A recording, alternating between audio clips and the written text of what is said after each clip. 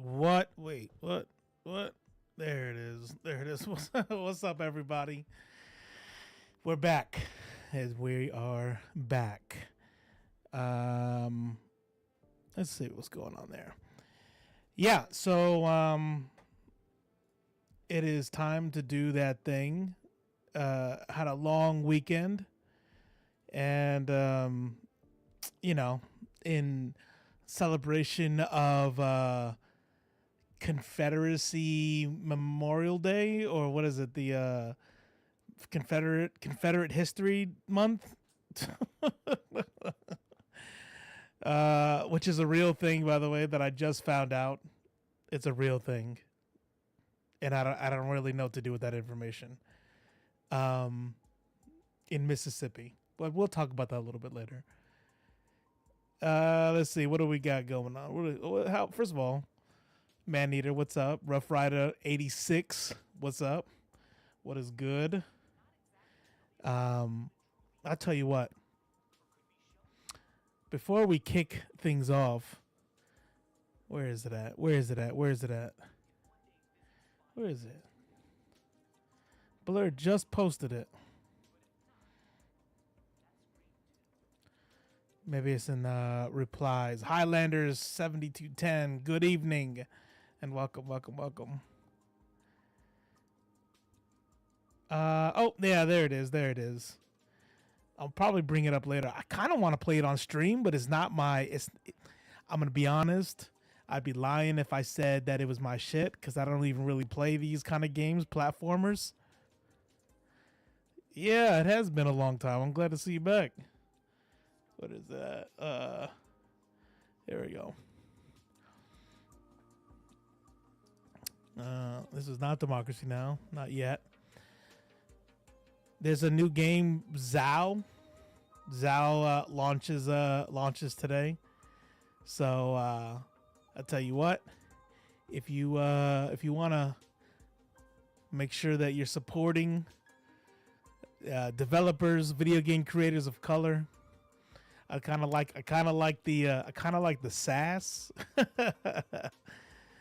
He says this game is on Sweet Baby Inc. Detected curator page, and yeah, it is connected to Sweet Baby Inc. Remember to vote with your wallet. I like it. I'm here for it. Yeah,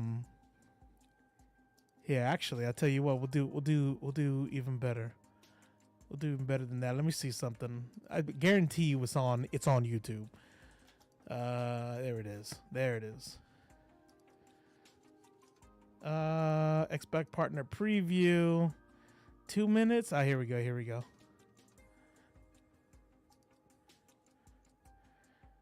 Let's watch this trailer. Let's see if YouTube lets me watch this trailer.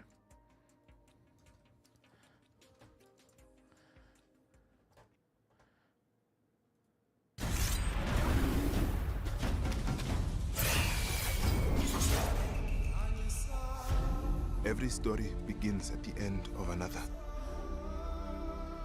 Each story carries with it the echoes of those that came before. My Baba, my father, your story was snatched away too soon. My name is Zao, a shaman of Kenzera. Here, I seek my father's return. Yeah.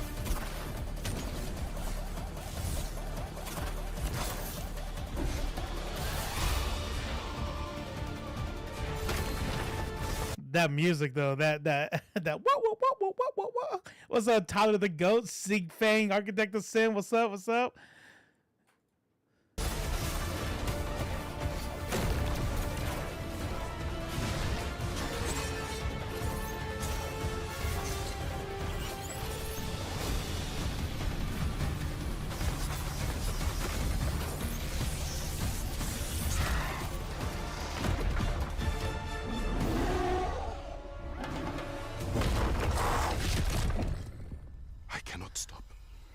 The art design, the colors, this shit is so dope. Grown ass man watching video games, bait him down. Look at that. Look at that profile picture. What's wrong with you? I will not stop. Kalunga, god of death, Hear my plea. Kalunga, god of death, come to me. Show me you are ready.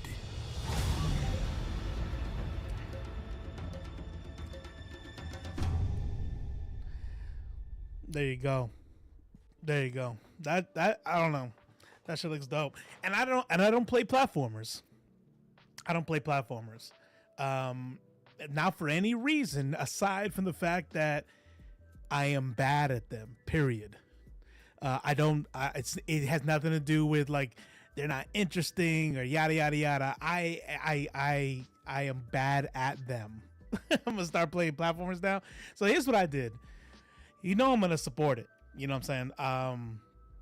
So it got bought, right? So he's what I respect in that tweet of his. He did the thing. Here, let me put it back up. He did the thing that chuds do. And we don't do enough, by the way. We don't do enough. This is what chuds do. Sup, guys, I wanted to remind that Zao is going to launch today. This game is on Sweet Baby Inc. Detected curated page, and yeah, it's connected to Sweet Baby Inc. Remember to vote with your wallet. And so what he's doing right here is identity politics. This is peak virtue signaling. Like he's calling out for the virtue for the not this is not virtue signaling, but it's calling out to virtue signalers. And I respect it. I respect the hustle. Because I'm telling you, we don't do that shit enough. I'm gonna buy this because I'm gonna support it, because people like to act like everything is the same, right? Like if I say something's bad, like for instance, when chuds do virtue signaling, well, here's the problem. It's not really about the virtue signal. It's about what you're calling a virtue. Like what are you saying is the good thing, If you're saying, hell yeah, I hate black people too, I'm going to watch this show. Okay, well, you're an idiot. But if you're going to say, I love, I love this shit, I want to support it, blah, blah, blah, blah, blah, then support it. And, I think it's good. I think it's a good thing. If that wasn't clear. So I bought it. Shit. Maybe sometime during this stream I'll do a random like a lotto. We'll do a raffle. We'll raffle off and I will and whoever's watching at the time, I'll raffle it off, and then we'll do a Steam or Xbox, whichever one you want, gift. We'll gift one out, or however many. I don't know. This is the problem with my kinds of streams. I do things on the fly. Like I have good ideas at the beginning, like during the deal. Like I could have planned it out. I could have made it a part of the show. I could have made it part of the description. I could have hit up the developer and say, hey, you want to come talk your game or something? But nah, I'm gonna do it on the fly. We need a way to have Robo play hard games in October. Bro, it's going to happen. It's going to happen. Jets. You already know it's going to happen. You can't see it. Even if it's right next to you. Hey, thank you, Reese. Smoke Why One, West Kenobi, GD resubscribe. everyone? Yeah, was good. Why did she say GD? I mean, it says good. She didn't know how to say the word good. Hey, I appreciate them Bezos bucks. As a reminder, if you have Amazon Prime, okay, if you order and you get that free shipping, you have a free Twitch sub. If you didn't know that, if you haven't used yours this month for somebody else, which is totally cool, consider throwing your boy some Bezos bucks. I'm also live over on YouTube, and we're trying to get that going. We broke 500 last week. We're at 515. I don't know why this thing doesn't say that. So hold on, let me see. Let me refresh. 502. This thing is not. It's not updating. Maybe I need to just make it. I just manually do it once a stream. I don't know why I wouldn't do it. But yeah. Yeah, fuck it. We'll leave it there. We'll leave it there.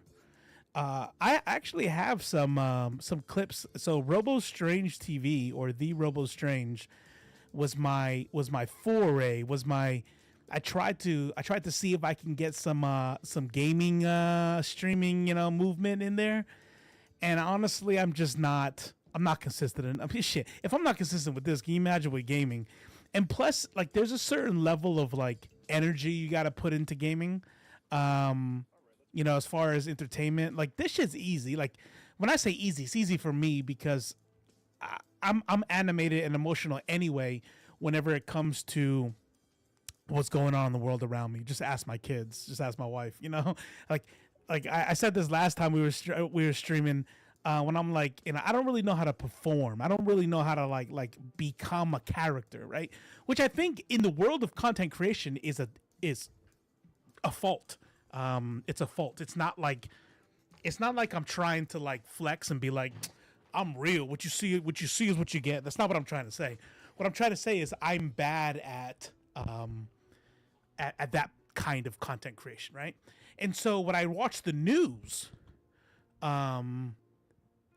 like you're getting the rants, you're getting the shit that you would see in the living room if you were watching it with me, and that's why gaming is kind of like was a little bit harder for me, except for horror games, because no one is more annoyed in this house than Maneater.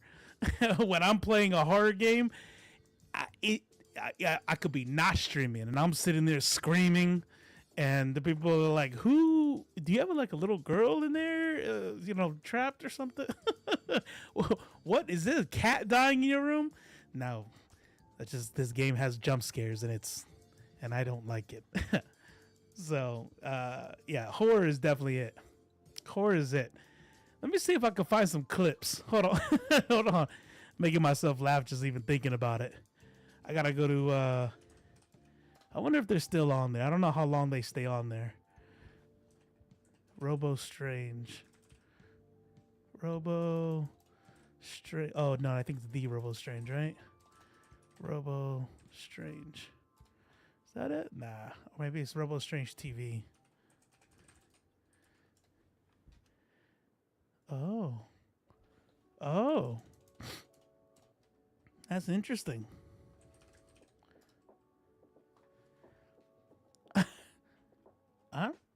I don't see my camera. I wonder if it's gone.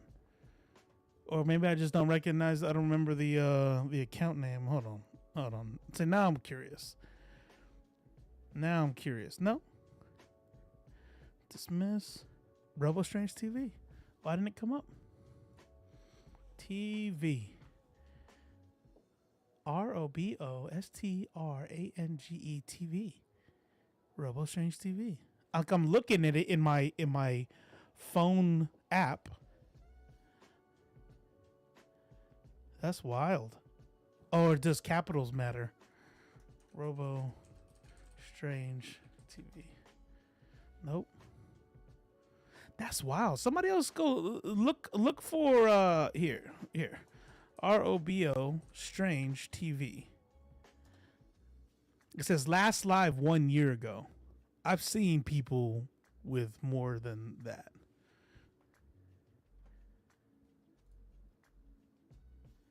Twitch. Here, what if I just put the URL straight up? Ah, there we go. That's weird. No videos found. Interesting. Oh, okay. Because clips. Okay. All right. Sorry. This is, if this seems interesting, I think when it comes Halloween time, I'll probably do some horror. My son even said, like, you need to do that again. Here. Where is it? I'll tell you which one I like. This was back when I first started streaming. There was no Beta Boy. There was no I hadn't thought about getting into like commentary for social commentary or anything like that.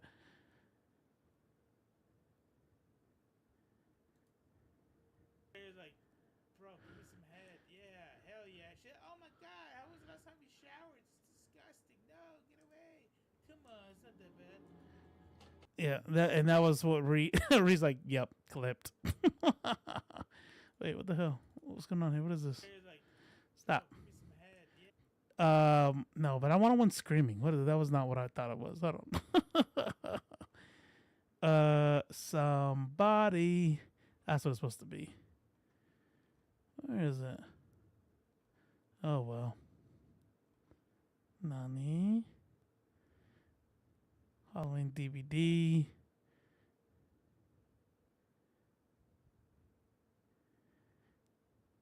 Where's Cypher? Damn. There was one that I He almost threw your phone. Shit. I almost pulled something. That shit scared the fuck out of me.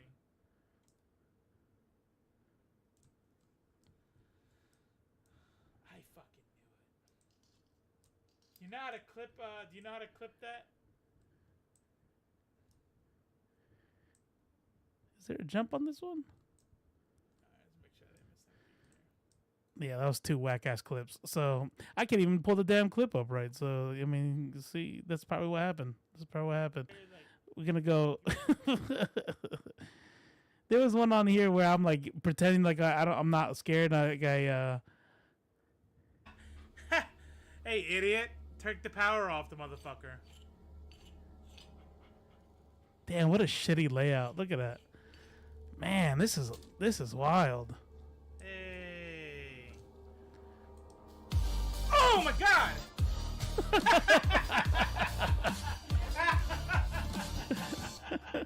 Yeah, that wasn't the game. That was just my alert scaring the shit out of me.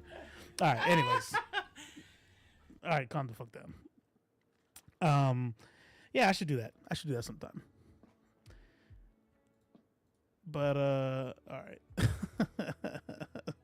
Same laugh on cue, yeah. See, that's how you know it's a genuine laugh. Like you know what's funny is as people get to know me, people can tell when I'm fake laughing. Like cause sometimes, like I'm not a mean dude. You know what I mean? Like I'm not that dude who's gonna be like, not funny. Yeah, sorry. I'll give you a courtesy laugh, but see, I wear my emotions on my sleeve, and you'll know when you get a courtesy laugh. People who know me know when they get a courtesy laugh, because I'm like, yeah, yep. And it's like it's not real. Like that motherfucker's not laughing. All right, what do we got going on today? And why doesn't YouTube think I'm signed in? I'm gonna have to press reload on all these things, aren't I? Yeah. All right. So getting into it, let's get into it. First and foremost, before we get into it, I think I'm gonna do this only like once a week, by the way, and because I feel like it would get silly if I do it more than once a week. But as a reminder, your boy is affiliated with Ground News. It is how I start my day. I open up Ground News and I check the headlines. It's pretty dope ass website that I showed you guys last time. I'm gonna put together a whole actual ad for it, and then that way I could just play it. But legitimately, it's a website that I use. And I was watching. I can't remember what it was last week. I watched what was it? I think it was Jubilee, and Jubilee is affiliated with Ground News, and I remember like wanting to skip past it, but before I did, I'm like, hey, for real though, like we're gonna skip past this ad so we can watch the rest of this debate, but you all should use Ground News, right? So if you go into ground.news, you would be able to check that out. And I remember thinking to myself, like, here's a thing that I actually use, and here's something that is like, I would consider ethical, right? It's not like I'm out here trying to, promote Amazon or, you know what I mean? Like McDonald's or something. And so I decided to shoot my shot, and I submitted the application and sent them some clips, and they were like approved. So if you are in the market for a news website, it's definitely more than an aggregate. It's not a news aggregator like Breitbart or not Breitbart, Routers. Breitbart. Like Routers or something like that, where you start like collects all these AP news, or even news.google.com, right, where they're just like kind of using an algorithm to see what you want. It's going to give you the biggest headlines, but it's also going to tell you who's reporting on it, how the headlines differ between the different left, center, and right biases, and all that stuff. So it's really good. If you would like to support this channel, you can head over to check.ground.news. It's down there in the corner, slash left face, and you'll get 15% off their premiums, their premium subscription options, and a little bit comes back to me. You know what I'm saying? On a scale of 1 to 10, how simultaneously hilarious and irritating has it been listening to Bill Maher nuke his whole career these past couple of weeks? I'll tell you what. It's sad and hilarious all at once. Because I did go through as I was coming out of Christianity and kind of deconstructing that whole thing. Bill Maher for a short time was like talking about atheism and all this shit, and I was like, oh yeah, this is it. Like, man, I wish I had been watching this before. And then very quickly, kind of just like, so it was like sad. I'm like, oh man, I used to like this guy, but then as I kind of became more and more left, as I moved more and more left, it became more and more obvious that Bill Maher was actually just a piece of shit the whole time. It's not like we're seeing a new Bill Maher. It's just Bill Maher as he gets older is like you said, he's nuking his entire career, because I really do think that that kind of fame. I said this before. I said this like back when Kanye was losing his mind. This whole thing with Diddy. I think that fame, like big fame, really is just kind of rots your brain. And I think that once you have a certain amount of money, right, then you kind of like, okay, I'm gonna go full mask off. I'm just gonna say whatever the fuck I want to say. I don't really, and what does it matter at that point? You know what I mean? You can see a microcosm of it, like in like on our personal lives. Like, so me, I'm not famous and I don't have a ton of money, but I have enough money and I'm not in the military anymore. So now it's like, I'm not going to get fired. It's impossible to fire me. I work for myself. You know what I mean? This is my job. And now you get to see the real me, because I don't have filters that I'm worried about. You know what I mean? And so imagine if you're a piece of shit and you get into a position like this. That's why these people out there that like to shit on the left, 9 times out of 10, they don't even show their face, because they want to say the worst type of shit, because they are setting up the conditions for themselves to avoid the consequence that most people have. And so when it comes to like ultra famous people, crazy. He's become such a decrepit, smug, out of touch, and elitist piece of shit. He is the pinnacle of how utterly morally and intellectually bankrupt centrist and classical liberal types are. 100%. The centrist position, the moderate position, is such a, like, whenever I hear somebody talk about this like how they are, hold on one second. No, just change. Someone tell Cypher that he needs to change his I don't know why I bother, but I really want him to change. He has numbers in his Twitter name. And so I just found out that just Chris Cypher is available. Sorry, my ADHD is going real quick. And I just got a DM, so I have to like.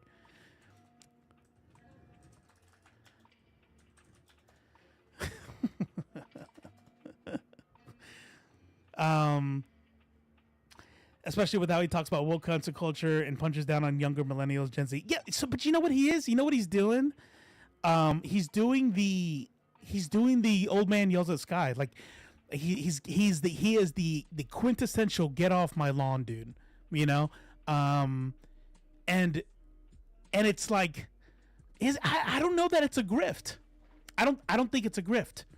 I think that he is somebody who so check this out.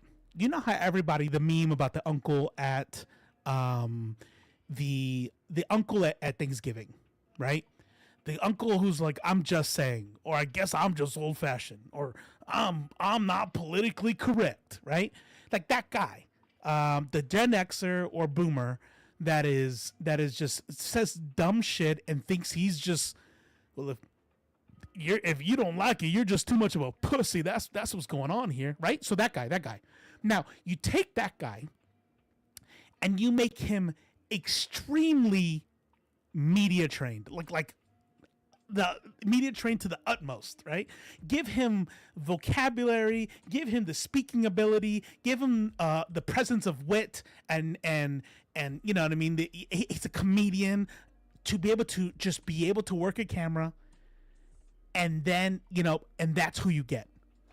That's who you get. If Bill Maher would, instead of getting into entertainment and comedy and all that stuff, was instead, join the military or was a lifelong welder, he would just be the uncle that everybody's like, oh my God, here, this guy again.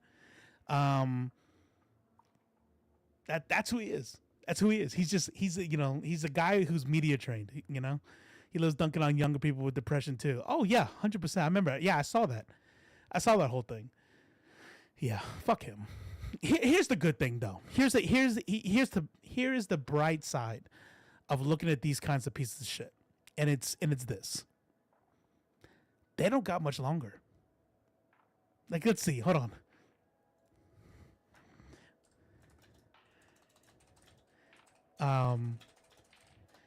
Let's see here. Oh. Bill Maher age.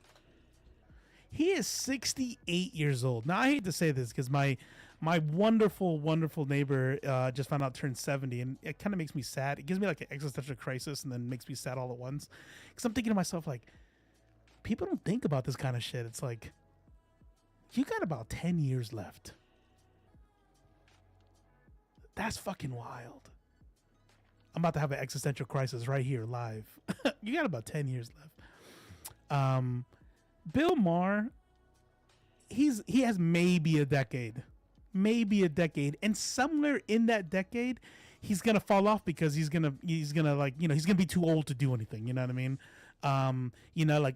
Like look at Roseanne. Roseanne is a huge celebrity. Nobody gives a fuck what she has to say.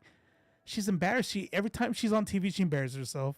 She's not a power. She's not, she's not like somebody like J.K. Rowling that actually has influence and, and can be dangerous.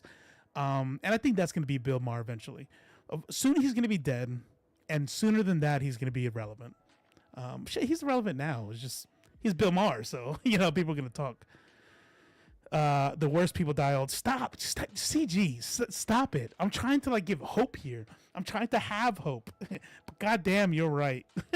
You are right. God, how long did it take for Kissinger to die? Shit. Who did we replace it with? The vice president. Vice president who shot his friend. Who's that guy? What's his fucking name? Help me out. Brain fart. He's my generation. Dick Cheney, yeah. That's who's replacing Kissinger. Dick Cheney. Someone needs to make that meme. Okay, sorry. I'm gonna get through this part right here. What are we talking about today? I'm not gonna look at my DMs. I'm gonna say it all without getting distracted. We're gonna kick this off with Democracy Now! As usual. And we'll go through today's headlines. What we have set up, and I apologize for this, but it's part of that shit. I want to watch something, so I'm gonna watch it, and so that means y'all are gonna watch it. We'll have we're gonna start off with Israel. The Hill has a little deal called Pro-Israel Literal False Flag Exposed with Brianna Joy Gray.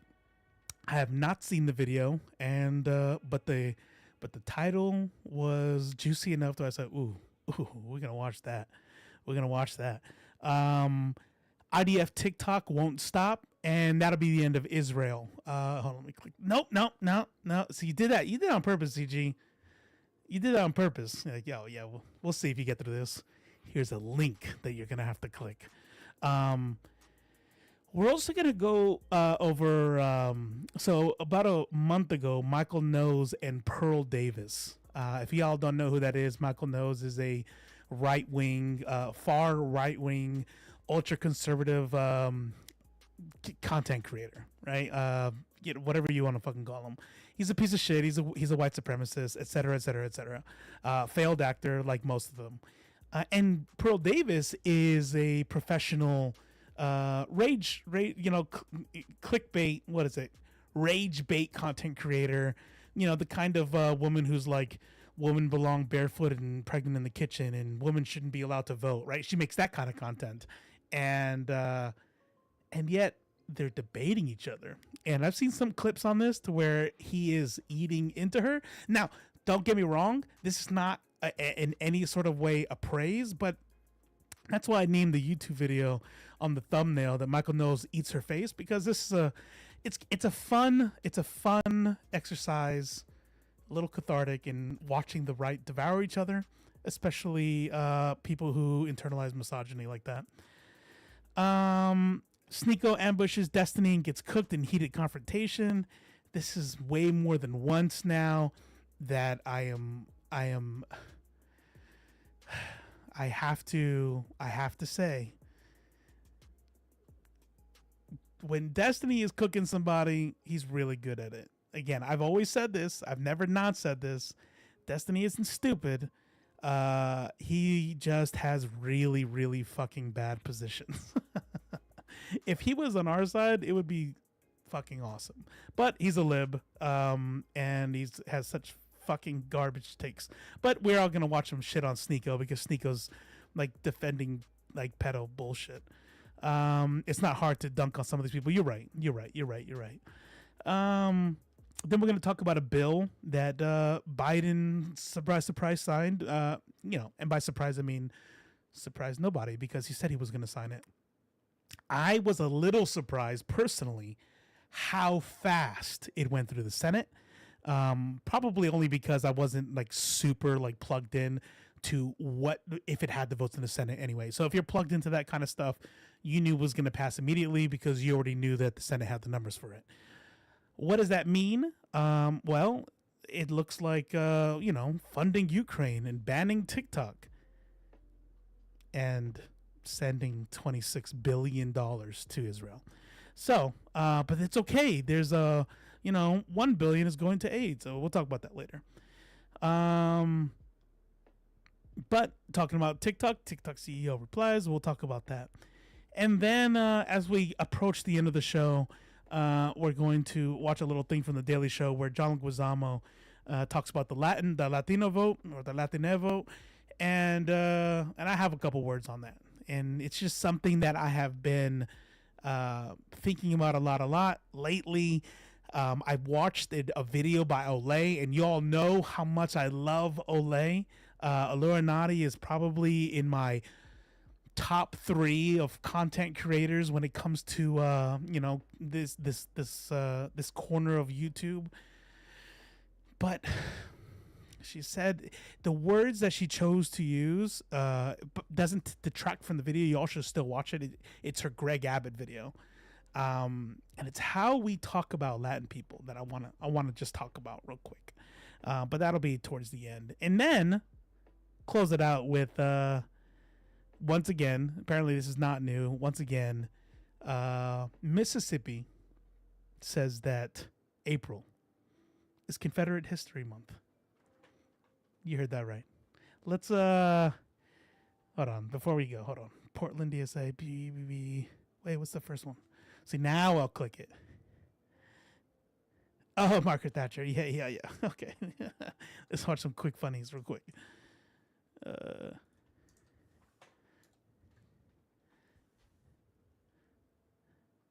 5 years ago, Margaret. Good? Not a bit of good. Not a bit. I'd put a stake through her heart and garlic around her neck to make sure she never come back. That's a pretty horrible thing to say when her funeral's going on right now. Too bad. Too bad. Too bad. That's awesome. That's awesome. Fucker. This is Portland DSA's response to Kissinger dying. Burn in hell, Kissinger party and fundraiser. Celebrate his death and fight like hell for the living. All I want to say, though, is, ZG, all I want to say is, hold on here. Hold on. Let me see. No, Instagram's not going to let me do that. Is that AI? I hope that's not AI. I'm looking for an artist signature. Better not be AI. I'm going to have to cancel. We have to cancel Portland DSA. That better not be AI. Oh, shit. Let's get into Democracy Now! Welcome to Democracy Now!, democracynow.org, The War and Peace Report. I'm Amy Goodman. The U.S. Senate has approved a $95 billion foreign and military aid package to help Ukraine, Israel, and Taiwan. The bill also included a provision that could lead to a ban on TikTok. This is Senate Majority Leader Chuck Schumer. Mr. President, today, the Senate sends a unified message to the entire world. America will always defend democracy in its hour of need. We tell our allies, we will stand with you. We tell our adversaries, don't mess with us.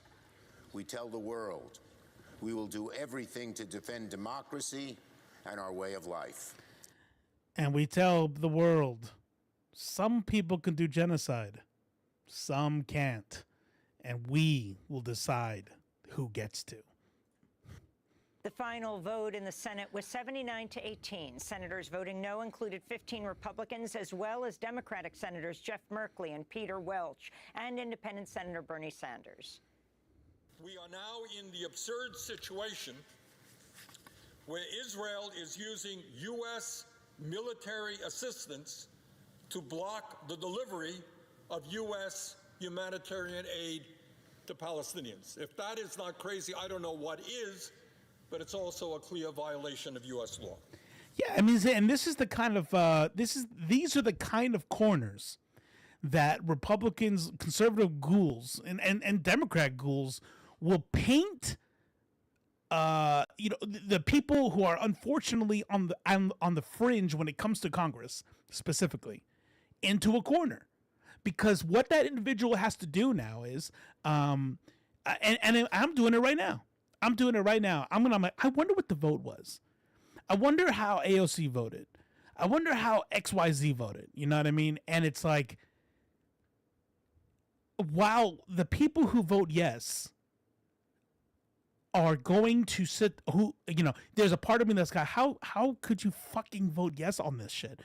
$26 billion. And you know how?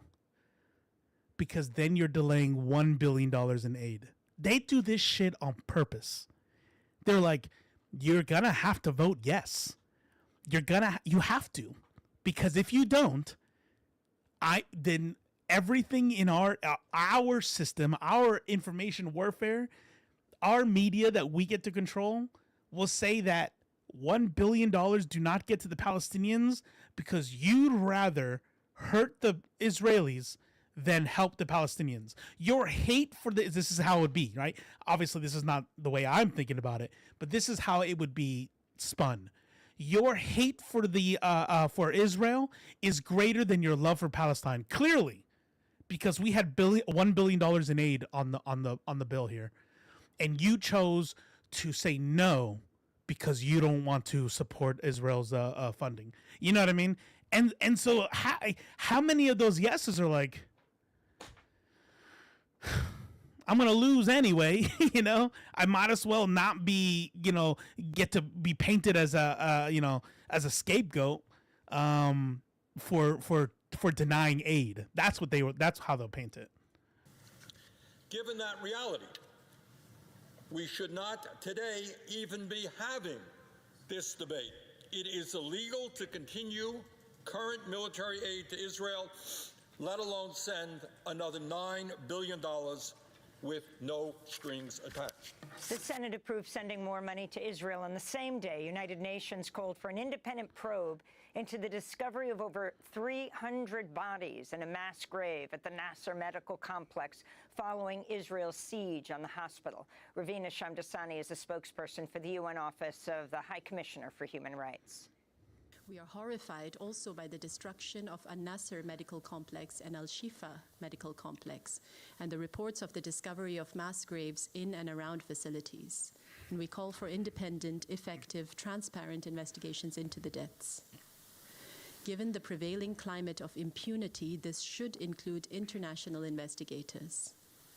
Hospitals are entitled to very special protection under international humanitarian law.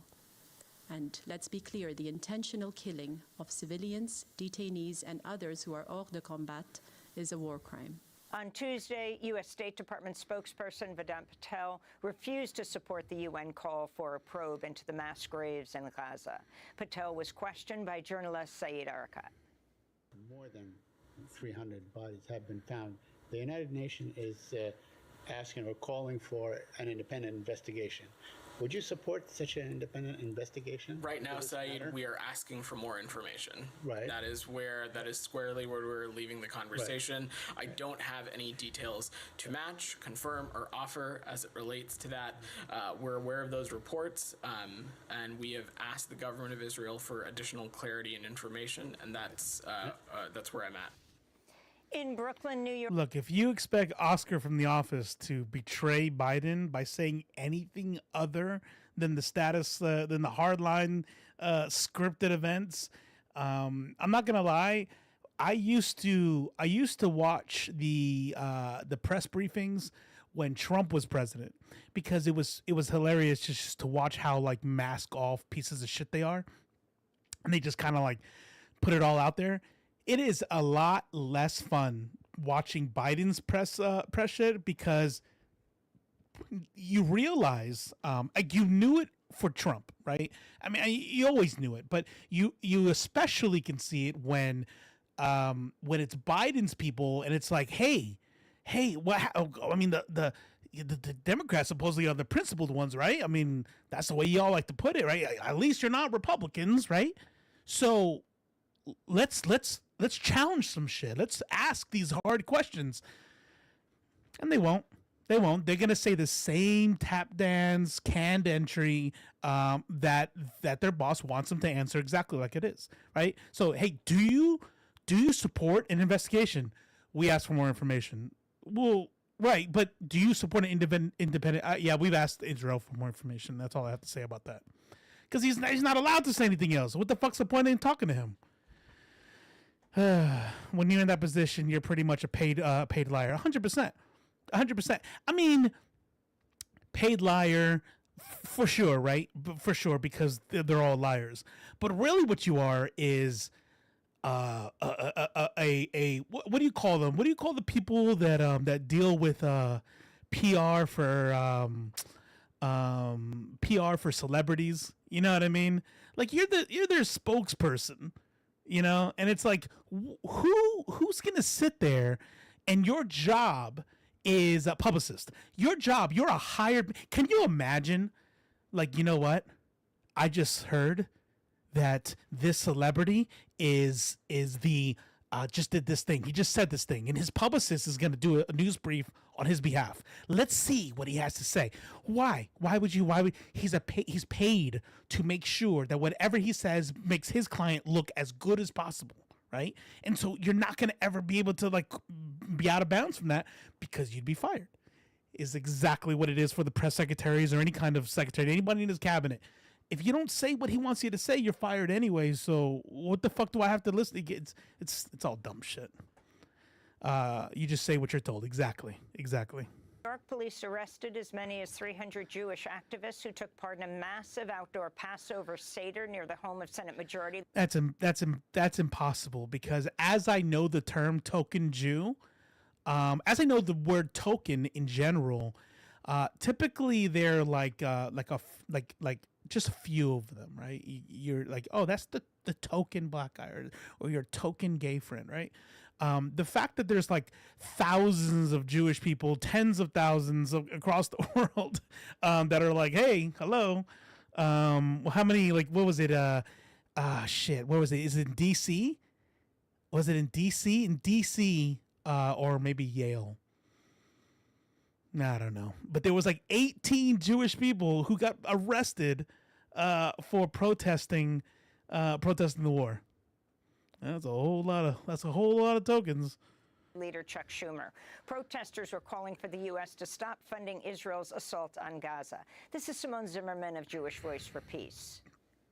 What does it mean to celebrate a holiday about liberation in a moment in which Palestinian lives and freedom? Union bus drivers refuse to let their buses be used to arrest them. That is what's up.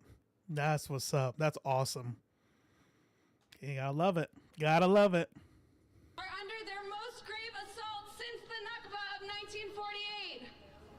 Simone Zimmerman was addressing a Seder in the streets. This comes as campus protests continue to spread. At the University of Minnesota, police arrested 9 students who refused to take down a pro-Palestinian encampment. In California, the campus of Cal Poly Humboldt was shut down after students occupied a building. In Massachusetts, officials at Harvard University have closed Harvard Yard ahead of possible protests. Harvard has also suspended the student group Palestine Solidarity Committee. I hope these people know. I hope these people, like the activists, know the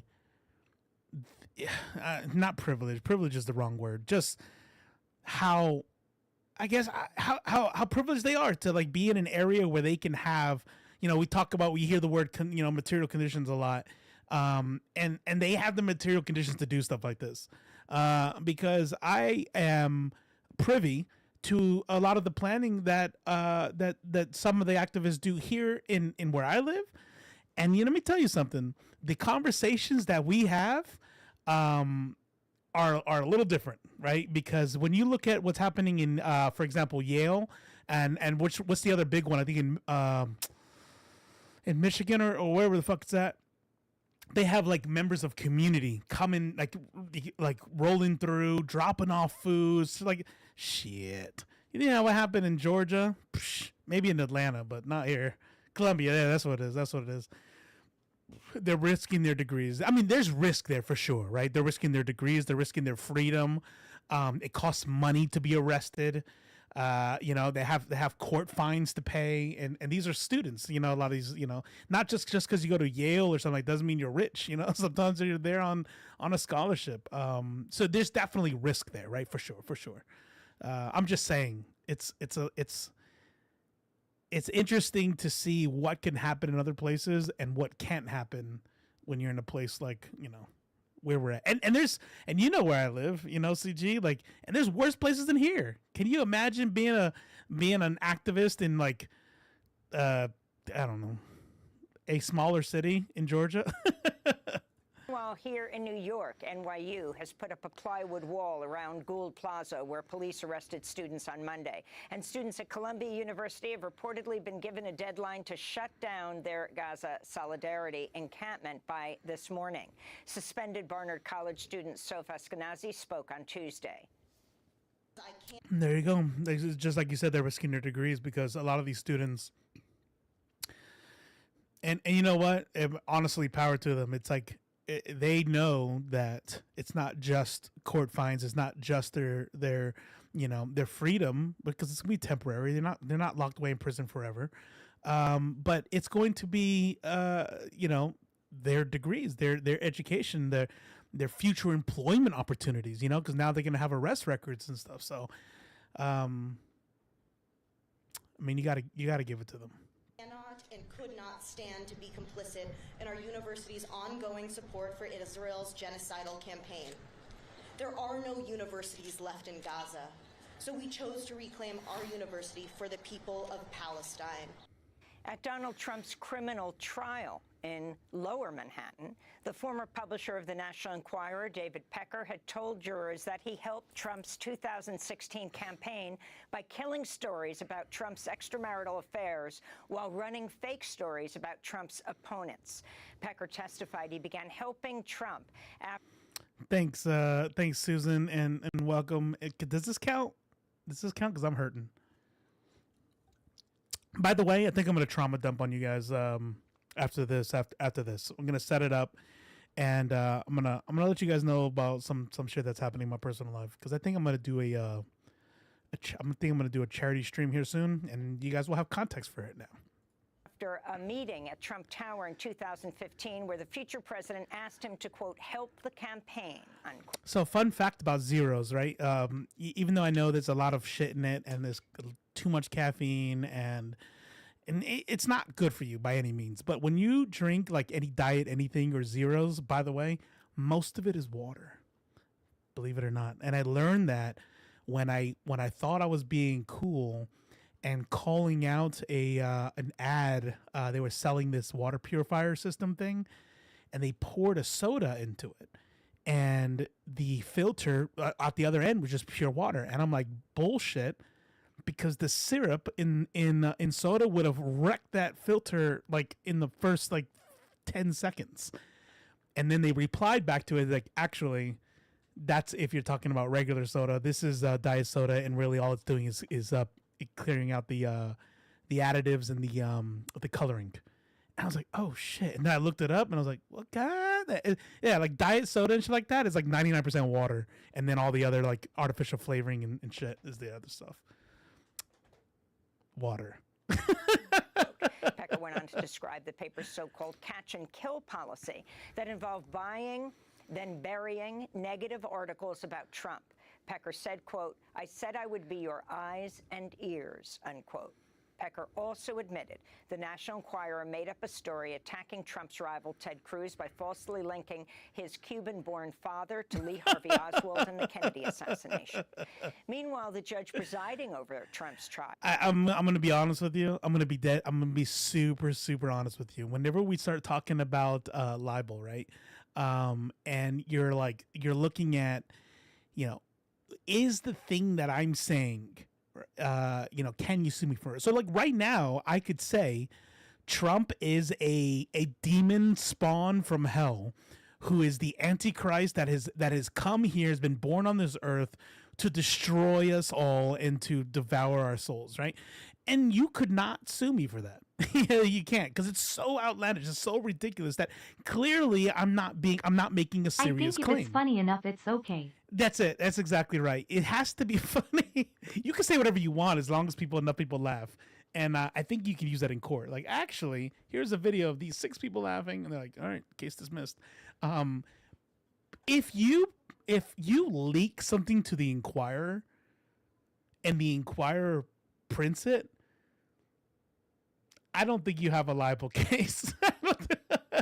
I don't. This is the same magazine that put out the news about Bat Boy in the basement. Y'all remember that from the 90s? Was it? Yeah, it was the 90s, right? Bat Boy.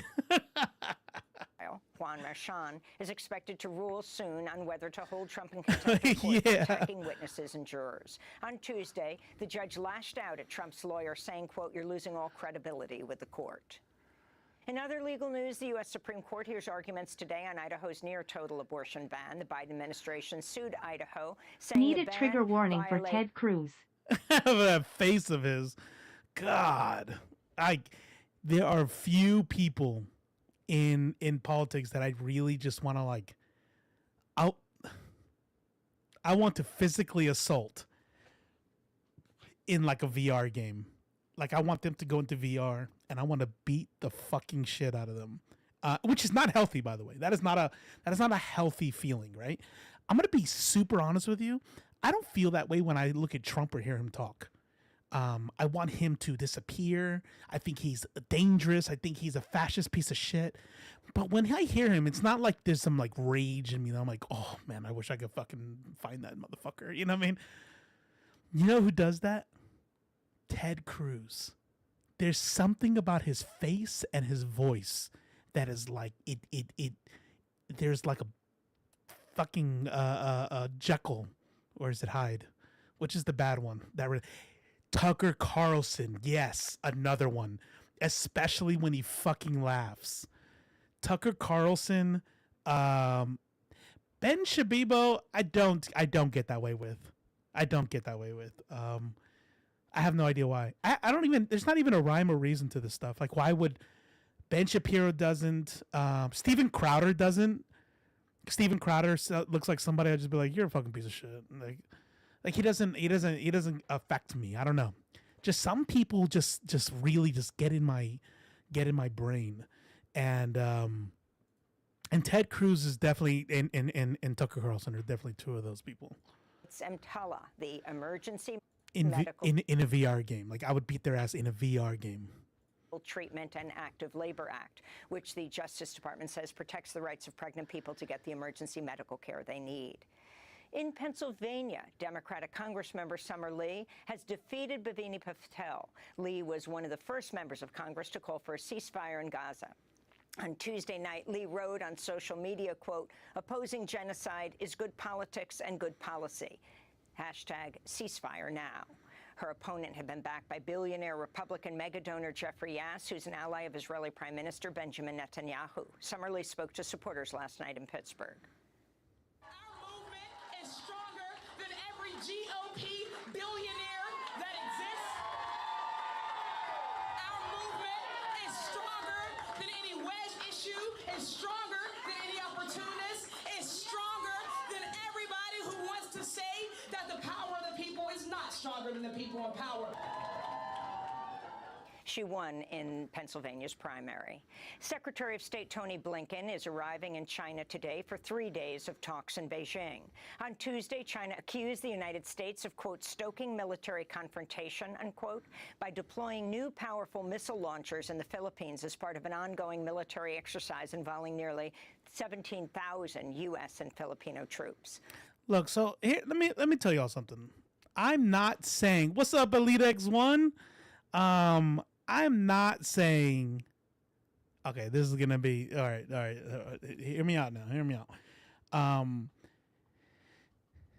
Our military presence around the world and the way that we have to like have our shit everywhere is not good. It's not good, right? However, sometimes things happen and it's like, bro, it's really not that big a deal. Christy Cornwell subscribed over on the YouTube side. I think it is. I think that's a YouTube sub. Thank you. I appreciate that. So the damn, man, my ADHD. Boom. I gotta change that. It was a bouncing Tyrannosaurus Rex. I didn't know what that was. I was like, oh, and then now I have no idea what I was saying. Okay, Balakatan. So Balakatan is an exercise that happens every year, every 2 years, but it's like happens all the time. It's been happening like forever. I personally have not had to go to Balakatan, but a lot of people in my unit have gone. You know, they send JTACs there all the time. Joint exercises are very, very common with Allied forces. We have the same sort of thing that you have in Balakatan. We do the same sort of thing in the UK. We do the same thing. There's actually there's exercises that we have between Canada and the US, right? But because of like their location, we have a joint exercise with Canada and the US. We have a joint exercise with England, you know, in Western Europe, and then nobody really cares about these sort of things. But then it's kind of like, okay, but now we do it here, and it's like, ha, you're trying to piss off China. Maybe, I don't know, but I know that we do joint exercises all the time, all over the world. And so of course they're gonna do them there. You know what I mean? They're an allied nation, and that's what happens. Now that's not to say we should be there. That's not what that's saying. I'm just saying sometimes the information kind of seems to like creep into conspiracy theory in the same way that and I brought this up before, how there was, I forget what the exercise was. There was an exercise in Texas a while ago that it was all over the news, and conservatives were going crazy about it. And it was an exercise that always happened. I forget the name of it right now, but it happens all the time. And how does the Army get their, they actually, because they train with their tanks and everything, right? So how does the Army get their tanks to the training area? They load them up on trains. And so all of a sudden, all of the, it's a war game. That's what every exercise is. It's a war game. You had all these people in small towns videotaping these trains full of tanks and shit. And like, this is it.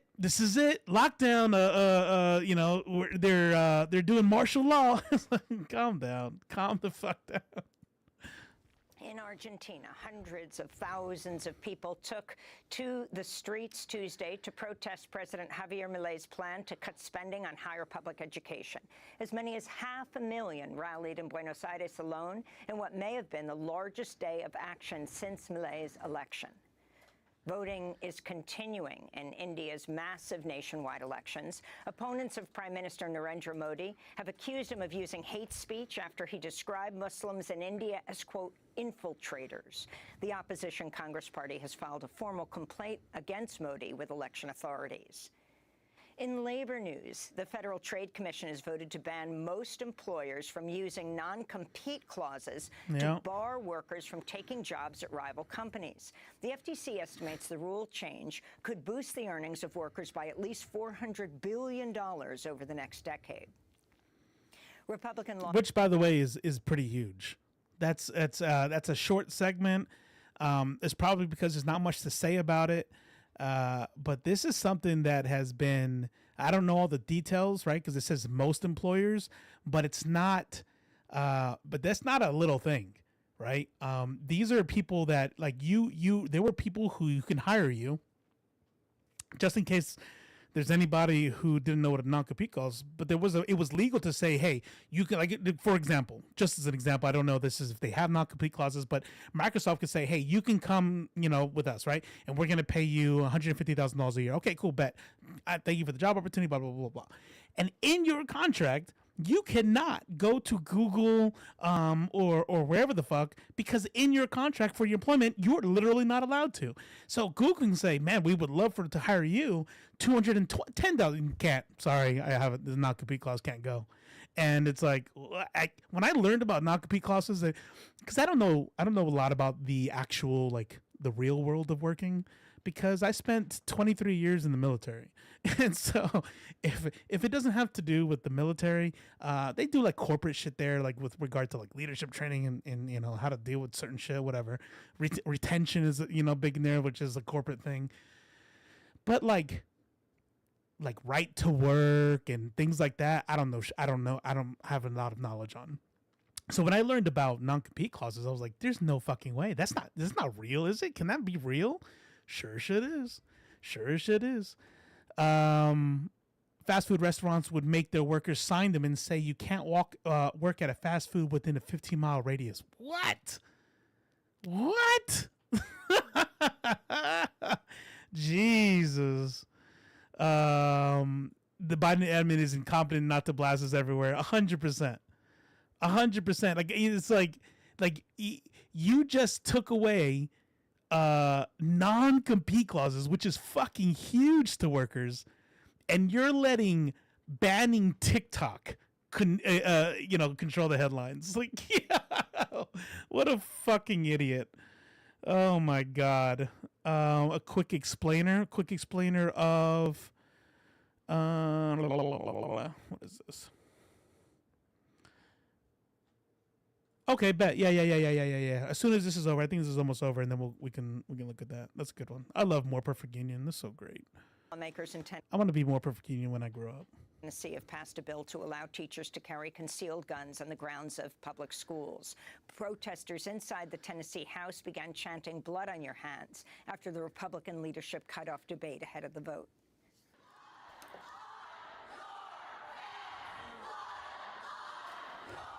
The U.S. Justice Department has agreed to pay nearly $139 million to more than 100 gymnasts who accuse the FBI of grossly mishandling sexual abuse claims against Larry Nassar, the former doctor for Team USA Gymnastics. The FBI's neglect led to Nassar abusing or assaulting over 100 young gymnasts.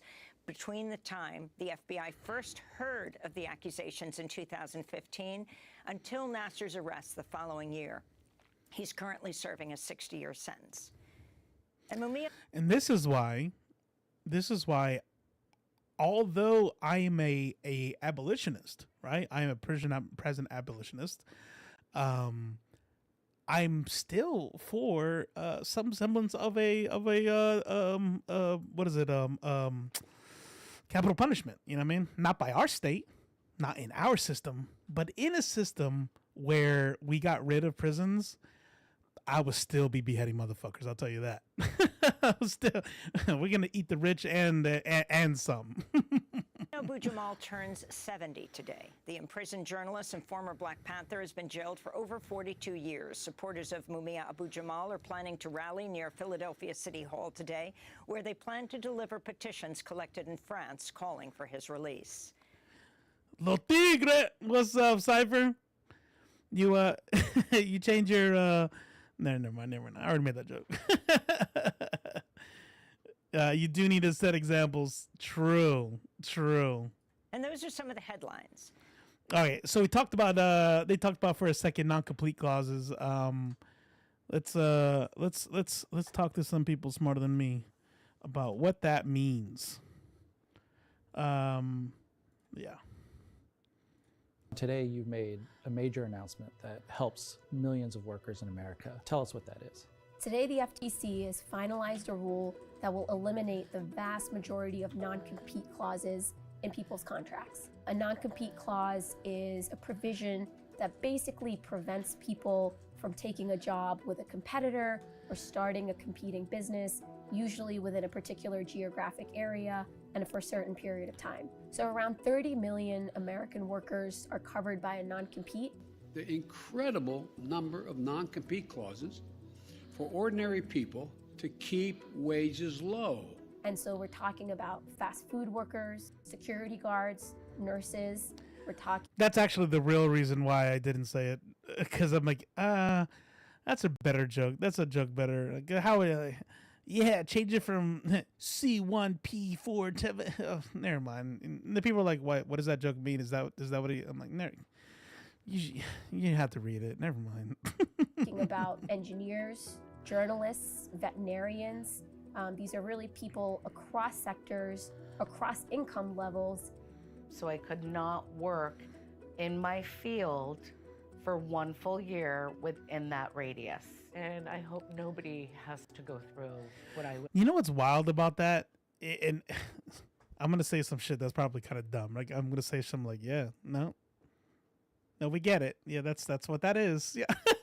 I'm saying it in my head and I'm telling myself that. But still, it's like, when you look at like so what Elite said regarding like you couldn't work at a competitor's fast food chain within a certain area, right? So when you're feeding your family, right, when you are putting food on the table or paying bills or keeping a roof over your head, and you're in a non-compete clause, and especially if it's geographic that way, or if it's like, hey, only so many people in my field do this, and I can't go to a competitor, and everyone's a competitor. You're basically saying the only way for you to take another job in this area is for you to be unemployed for a year, because the clock has to. You have to stop working, then the clock starts, and whatever that time length is, you just gotta like not work. It's like, what? God damn. Because it was very, very emotional and very challenging. We heard from workers who were working at a casino, got a better offer at a competing casino with higher wages, but because of the non-compete, they were locked in place. No, I haven't seen it. Stories from veterinarians who had to uproot themselves multiple times, switching states, all because a non-compete prevented them from being able to do business in the same state. When you think of the workers and the impact on their wages and earnings in America. What do you anticipate is going to happen as a result of this non-compete ban? Wages will go up. The average worker will make $529 more every year, which collectively means that tens of billions or hundreds of billions of dollars of wages will be going back to workers. Help people understand why that is. So if there's hundreds of billions of dollars increasing in the economy, how did that happen? That would happen because right now, workers are stuck in place because of these non-competes. And so even if they get a better job opportunity with higher wages, with better benefits, they can't actually switch jobs. Because it's not always about the money either, right? It's about uprooting your family, leaving extended family, leaving friends, taking your kids out of school, And I know if you've been in the military, you're like boo-hoo, but that's actually a really hard thing. It's not an accident that there's so many dependents, military brats that have adaptation disorders and shit like that. You know what I mean? Because they never got to stay in one place, and so it's not always a great thing to do that. And that's another reason why it's like, okay, you could just move and take another job. Like, okay, even if I could afford it, why should I have to do that? Which is bad for those workers. It's also bad for other workers who won't have the opportunities that are not being created because of these non-competes. So there's just less churn in the economy overall. There's less dynamism, and that means that wages are lower than they should be. Corporate America. Require airlines to automatically issue cash refunds for things like delayed flights and to better disclose fees for baggage or canceling a reservation. The Transportation Department said airlines will be required to provide automatic cash refunds within a few days to canceled flights and significant delays. Well, let me tell you, I hope to see it happen. I hope it happens because I don't know. Lately, when it comes to a lot of these laws like this, it's like these people just be like, no. Like look at Trump and paying his workers. Like, well, that's illegal. Yeah, sue me, bitch. Under current regulations, airlines decide how long a delay must last before triggering refunds. The administration is removing that wiggle room by defining a significant delay is lasting at least 3 hours for domestic flights and 6 hours for international ones. Wow, that's wild. That's wild. That's good. That's good shit right there.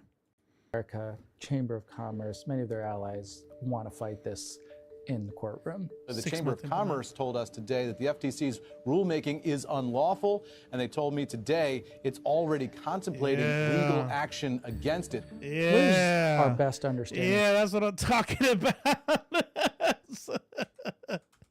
These motherfuckers don't give a shit. They're like, look, here's the deal.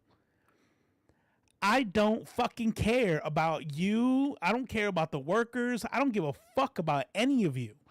And I've never had to hide it. We have had cartoons where we're the bad guy since forever. Do you know how many times I see like a brand new cartoon, or rather an old cartoon, and somebody will say something like they were ahead of their time?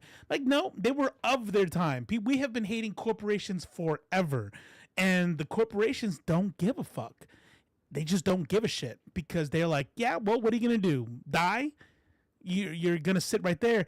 This is the kind of shit that pisses them off, right? But here's the deal. They want the freedom. They want people to have the freedom. No, sorry, correction. When they start talking about lack of regulation, they don't want lack of regulation for workers. Chamber of Commerce stays. Immediately disregards what comes next. Says, yeah, exactly. Chamber of Commerce says immediately disregard what comes next. I mean, I wonder, right, as we get really happy about this, as we go, this is huge. I have very little faith in the Supreme Court, so we'll see what happens. If the Chamber of Commerce, the U.S. Chamber of Commerce, takes it to the Supreme Court, celebrate while you can. I won't even say wait to celebrate. Just celebrate now, and then cry later. Celebrate now, cry later. Against it. What is our best understanding of why what you're doing today is legal and within your authority. So the FTC Act that Congress passed clearly gives the FTC the authority to issue rules to carry out its obligations. The FTC Act also prohibits what are known as unfair methods of competition. The agency has determined that these non-competes are unfair methods of competition, and so we have the ability to issue a rule to outlaw them. So when you look at programs like Project 2025, I want you to understand that what the FTC is doing right now, like this is the reason why ultra conservatives who back people like Trump, although it has nothing to do with Trump per se. Trump could die tomorrow and they'll put another ghoul in there, right? It is to undo these administrative workings so that stuff like this cannot happen without the boss man. Popping in. What's up, Dr. Midnight? Appreciate you showing up. Always love to see the homie come in. They are unfair, especially to the workers. That just fucks with your life 100%. As chair of the Federal Trade Commission, one of your goals is to obviously see more competition in America. It's fair to say that if workers were given more freedom of movement, that you might also see more businesses sprout up? Absolutely. A lot of the comments that we got were from workers that actually wanted to go start their own competing business. We heard from people in the... Not only that, actually, damn. That's very interesting. This is the type of shit that you don't think about when you're me. Like again, another like no duh sort of deal. If everything is great about, corporations come in and bring jobs and yada yada yada. Well, what happens when you are somebody who wants to start a business in an area where the workers, your pool of people who you could that qualify for whatever business you have, can't even come? So you start a business somewhere, and you got to hope that people move across the United States to come to where your business is starting. Like, you're super limited on who can open new businesses because your pool of qualified people can't even work for you if they wanted to. Shit's wild. And you know what's even more crazy is that these are all like no duh, like, oh yeah, that's actually bad for competition. That's bad for business growth. That's bad for the worker. And yet we're just not doing this in towards the end of 2024. Wild, or the middle of 2024. Asphalt business that saw an opportunity in the market, wanted to go start a rival firm, but weren't able to do so because they were locked in with a non-compete. And there's actually, correct me if I'm wrong, there's attorneys and bankers who make a decent income who are also affected by non-compete agreements, right? That's right. It's also a direct result of Biden trying to figure out some way to, I'm going to fund this genocide. Like, that's gonna happen for sure. What else can I get, Bernie? What you got? What you got over there? You know what? That one. Yeah. I'll do that one. Bring that one my way. I'll sign that one right there. Oh, he's gonna lose so bad. I mean, we got comments from across the income level. People making near minimum wage, but also people making tens of thousands of dollars or even hundreds of thousands of dollars, sharing stories about how non-competes had been devastating for their lives. We heard from doctors in rural America. Okay, we get it. Yeah, that's pretty awesome. That's good news. Much of this progress is directly a result of people. Wait, did I just say that? Oh yeah, I did. I don't know why it just popped up on the other screen like it was new. Confusing me and Shiza. This is not on the docket, but this is a fun little TikTok that I thought was funny. Maneater sent it to me, and I'm like, you know what? I know what I want to say when I see this. I know what I want to say. Let's see if you guys figure out what I want to say. You know what I need to do? Blurred, when he does this thing, he has all these titles set up. It's a slideshow, so he just goes to the next one. He's ready to talk about the next one. But I'm so like all over the place that it's like, I don't know what I'm gonna talk about. The warning for Americans traveling to the Caribbean. The territory of Turks and Caicos has enacted strict new laws with a mandatory minimum prison sentence of a dozen years for carrying guns or even merely ammunition. Ryan Watson from Oklahoma is currently behind bars there and has a bail hearing today. The Oklahoma man was arrested at the airport when security found bullets in his luggage, something he says were in there by mistake. Valerie Watson's return to Oklahoma was emotional. The mother of two is home after 10 days in legal limbo, but without her husband Ryan. Just to get to hold my babies. He is in jail in Turks and Caicos, facing a potential mandatory minimum sentence of 12 years behind bars over 4 rounds of hunting ammo airport security found in his carry-on bag as the couple were set to travel home April 12th. This went from what was supposed to be a dream vacation to a nightmare. We spoke with the Watsons Sunday before they learned Valerie would not be charged and could return home. How do you forget that there are bullets in your bag? The best of my knowledge, have to assume that it happened while taking a trip to Texas to hunt deer. Brian Hegridge from Pennsylvania is awaiting trial after ammo was found in his checked bag in February. I subsequently spent 8 nights in their local jail.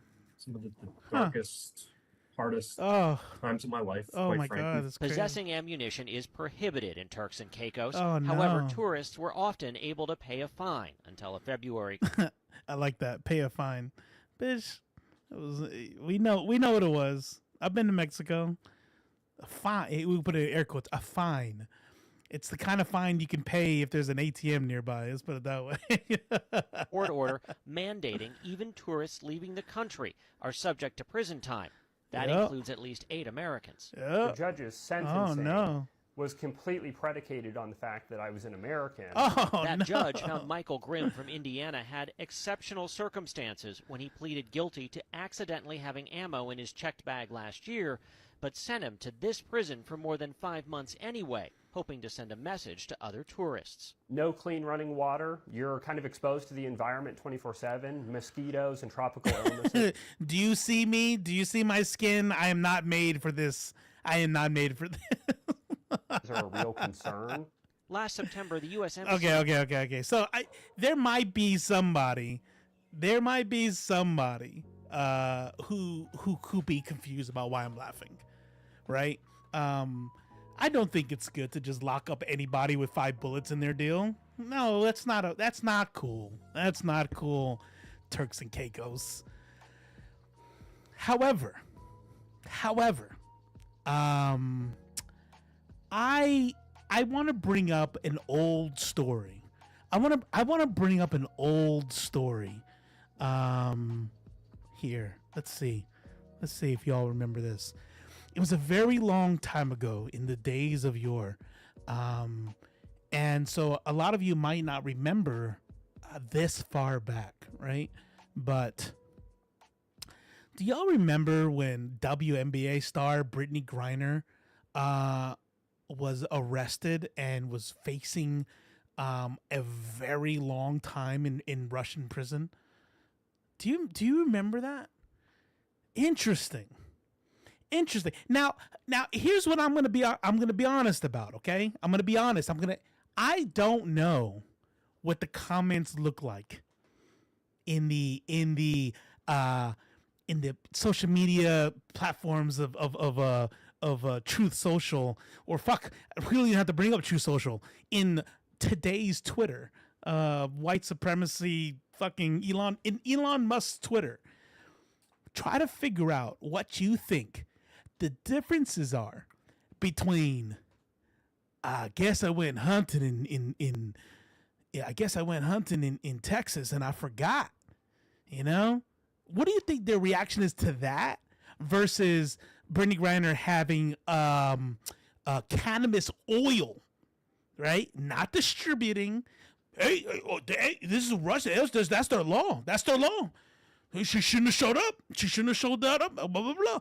Oh, now we don't like it, huh? When Turks and Caicos says, "Hey, you know the way that Russia treated her for some cannabis oil, that's how we're gonna treat it with the obviously they're not related, and I'm sure that's not why.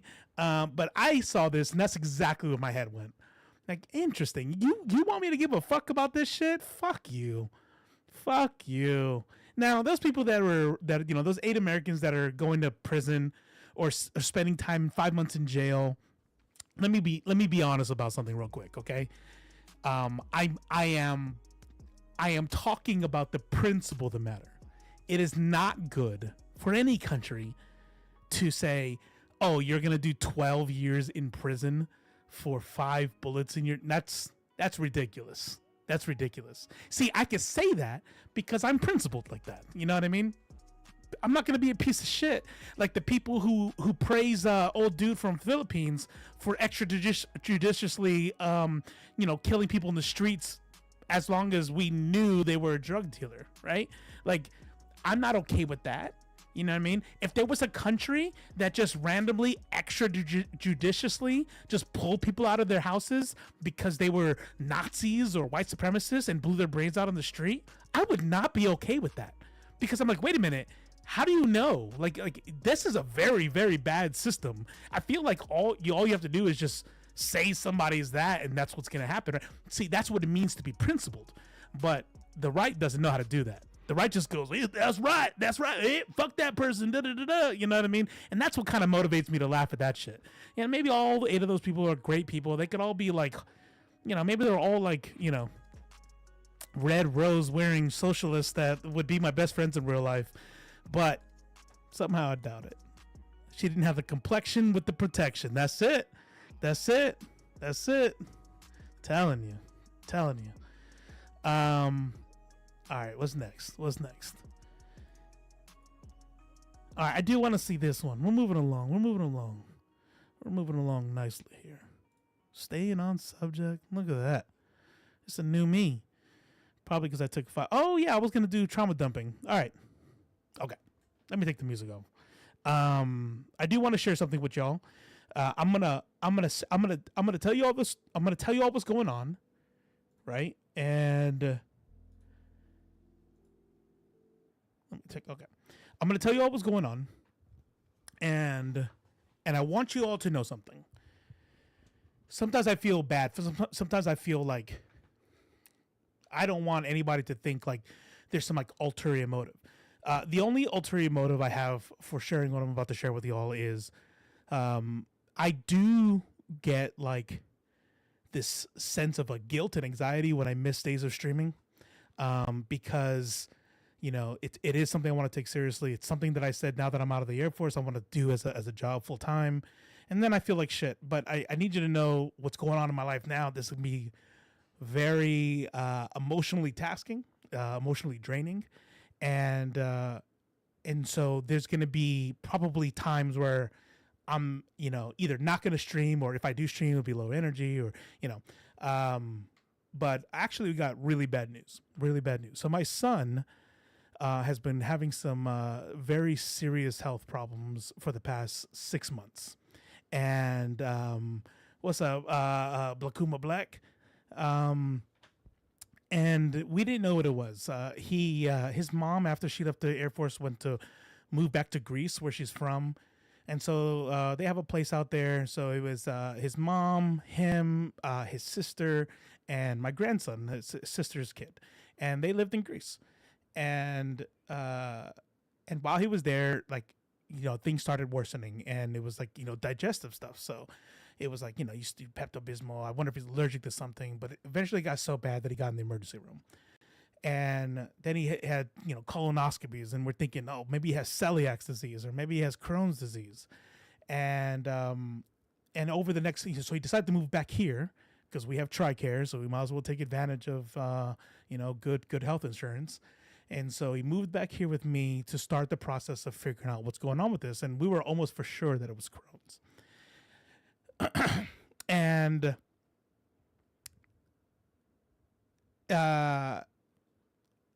week before last week, we actually found out what it was. And it was my son has cancer, so he has stage 3B lymphoma. And that was hard. That was really rough to deal with, especially for we went so long, kind of like, no way, to his mom's credit, she called it like months ago. And I'm like, let the doctors figure it out. There's no need to like get that, that worked up over it, yada yada yada, and then it came down like, yep, that's what it is. Now, apparently, the if you're going to get cancer, you want lymphoma. That's like one of the best, most curable cancers. And when you have lymphoma, there's like Hodgkin's lymphoma. There's a few different kinds, but the two main ones are Hodgkin's lymphoma and non-Hodgkin's lymphoma. And you want the Hodgkin's lymphoma, and that's the one he has. So we're talking like, high 80%, 90% survival rates. He's 20 years old. He's young. He's a high school athlete. He's healthy. So he's we're all pretty sure he's gonna do well. But your son has cancer. It's like, so I wanted to share that all with you because I got to figure out how I want to do it. But I think what I'm going to do is, maybe do a charity stream for the Lymphoma Society, and we'll see what we can do there. Also, by the way, he starts chemo next week, and this is my way of making you all feel bad that when I, in solidarity with my son, shave my head, nobody's allowed to make fun of me for it. Like, you can't. It's like it's illegal. I'm pretty sure it's a war crime at that point. So when I shave my head and my head is not shaped right, because I don't know, I've never had to shave that before. If it's not shaped right, y'all just got to be like, it looks dope. It looks dope. I'm gonna get it faded. I'll get a little taper fade here. My son doesn't grow a beard anyway, so if he can't, I'm not gonna shave my beard. I'm gonna keep the beard, but I'm gonna shave my head with him.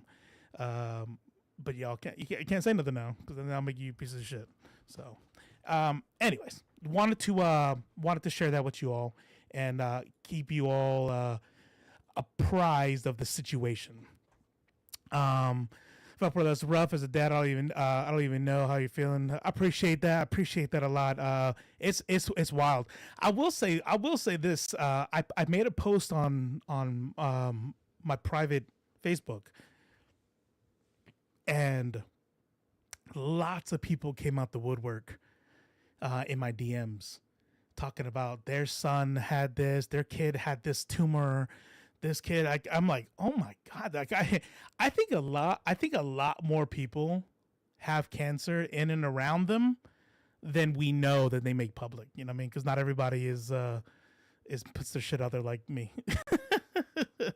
But anyways, I don't know. All I can do is kind of laugh through it. I've done my crying. I had my moments of like, no way. You know what I mean? Even when the results came back, and they found growth, and they said, yep, it looks like it's lymphoma. I was like, yeah, but you said the same thing about Crohn's. Yeah, like it said, oh, concurrent with Crohn's. Like, it wasn't Crohn's. It might not be lymphoma. And then like the next day, they were like, yep, you need to be in here in about an hour. We need to talk about this. And I'm like, oh, it's lymphoma. Okay, let me go cry for fucking 30 minutes in the shower real quick, and then I'll get to be strong for my son again. But yeah, so that's where we're at. That's where we're at. That's what I want to share with y'all, and that is that. Now, to transition from that, maybe that should have been at the end.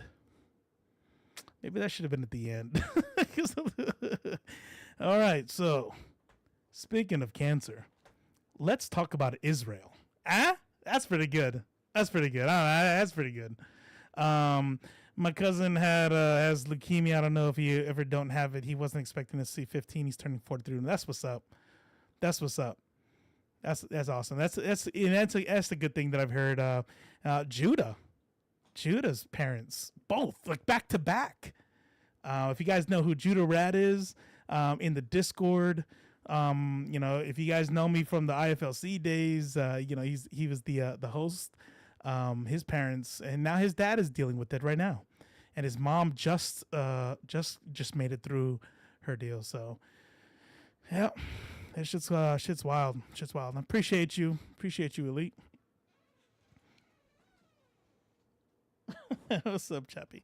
My dog just walking in here. I don't even know why my door's open. All right. Let's check this out. Let's check this out now.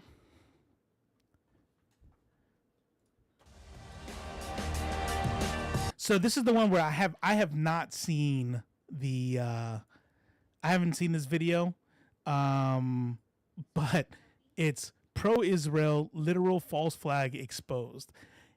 It might be. I'm gonna let them cook, but it might be. What's the deal? I'm trying to figure out my torso. Hold on 1 second.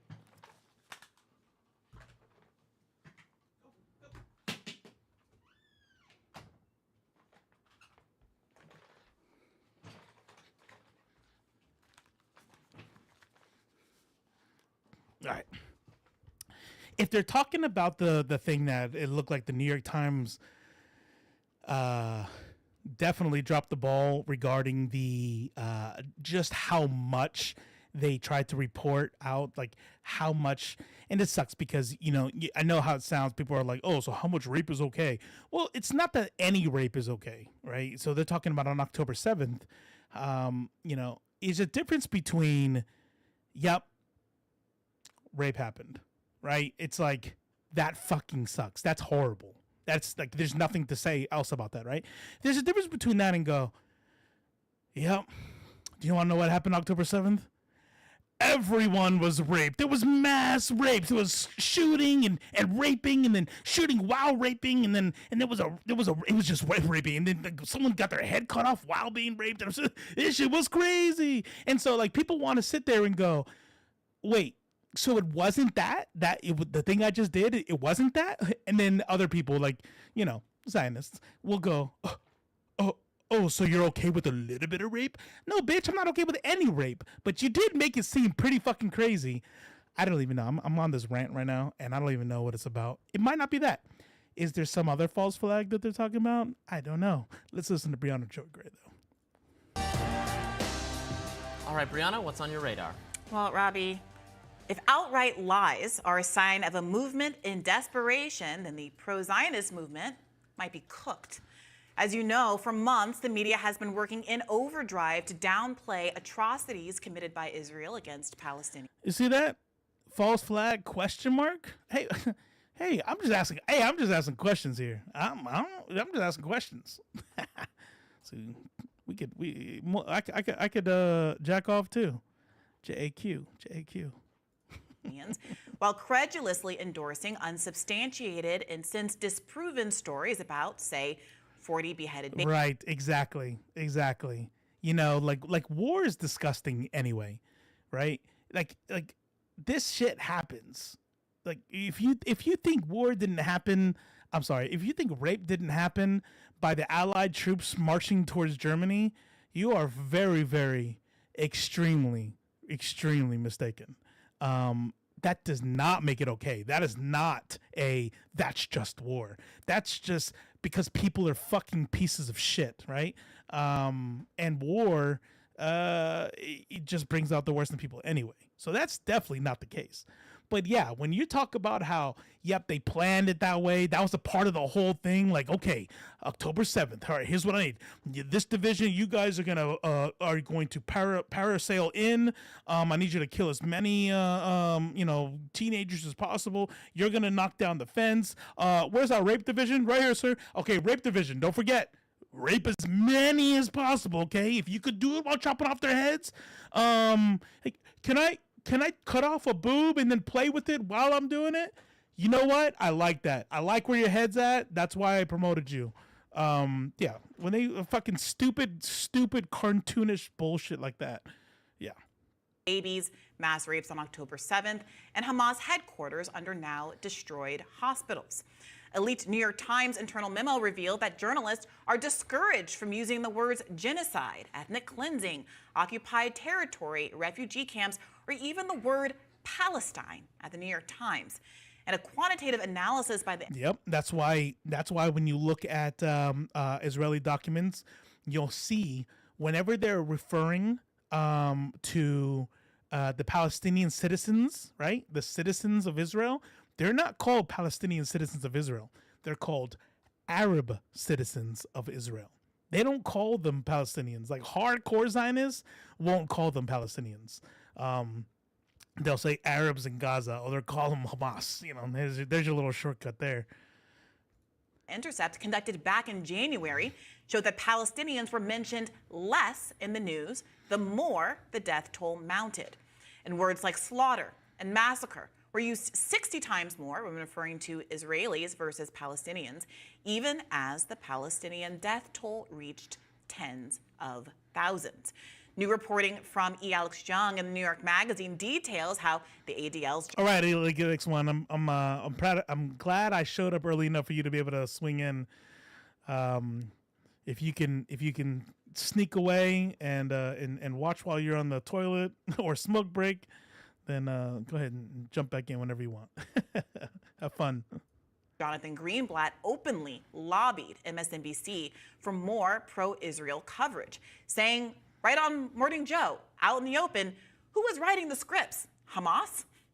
And he was successful. As one employee told Jung, everyone put the screws to NBC and MSNBC to change the tenor of our coverage. Another employee told him that around October 7th, context was not welcome. Context was a bad word. Empathy for Palestinians felt forbidden inside MSNBC. Yet despite these feats of media engineering, the public still overwhelmingly supports a permanent ceasefire in Gaza and conditioning military aid to Israel, even if Biden doesn't. This media battle may in part have motivated the TikTok ban, which successfully passed the Senate yesterday. All that's left now is for Biden to sign it into law. Authoritarianism. Here, talk about a false flag, literally, for about a week. Israel declined to address the claims. A top UN official yesterday called for an inquiry into the mass graves, but if you're wondering what our own government has to say about it, well, take a listen.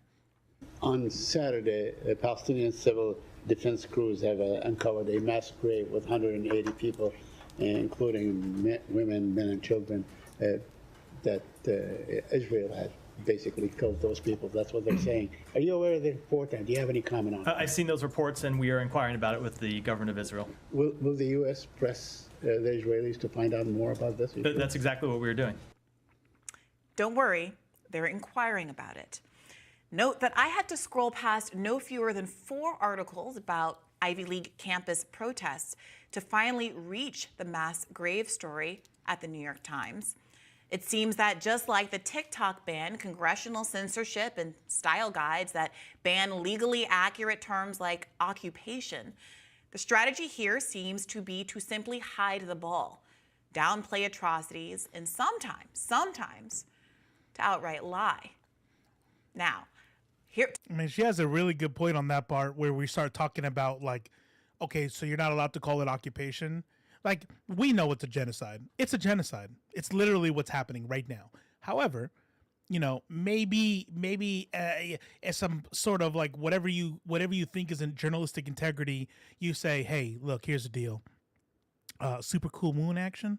Oh, nice. Take a picture. Because we all know how good those pictures turn out when you do it with your phone. But maybe you go, look, it needs to be declared a genocide by a legal authority, and one hasn't done that yet. Okay, fine. But an occupation? That's literally what it is. Like, legally. Like, Israel knows that it's an occupation. Why? There's only one reason why you would not want that word used, even though that is the literal, legally accurate term.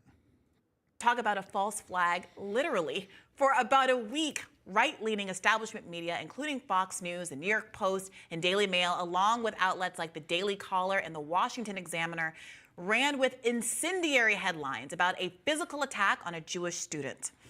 As these outlets ignored and downplayed mass graves in Gaza, their headlines rang out, quote, Jewish Yale student stabbed in the eye. Peers.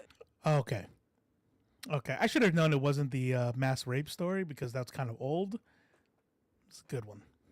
Joined the Nazi Party. Cops at Yale arrest violent anti-Israel protesters after Jewish student journalist stabbed in the eye.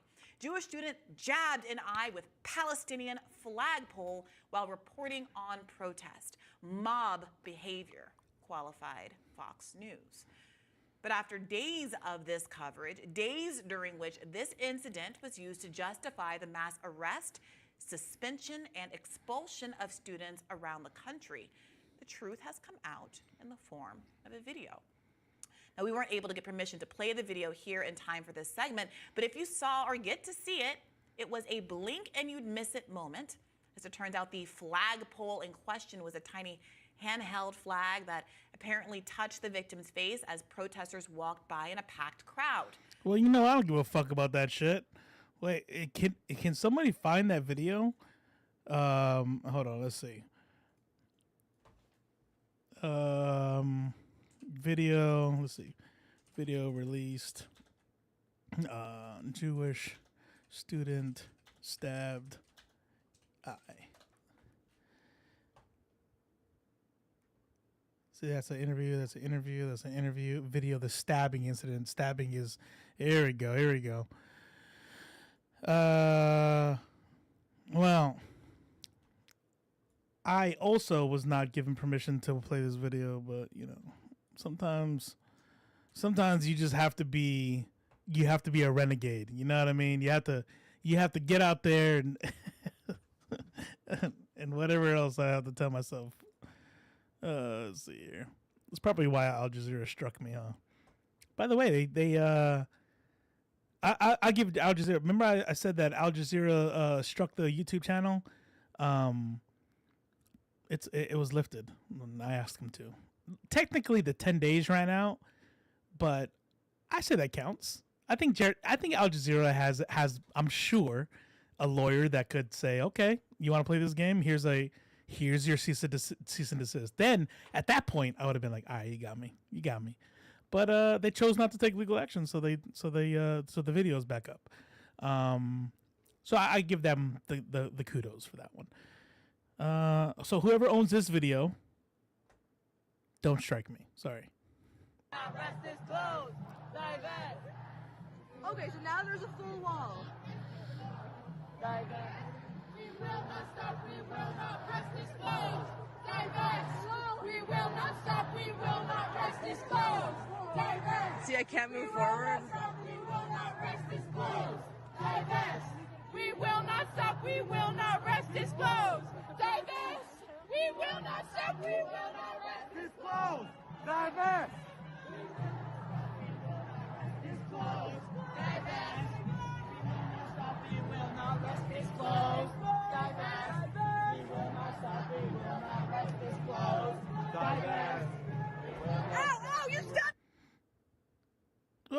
That's the video? Wait, god damn it.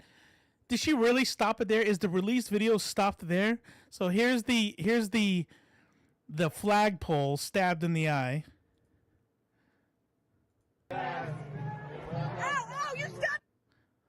Ow, you stabbed me in the eye. That's how I would react. I was stabbed in the eye. You stabbed.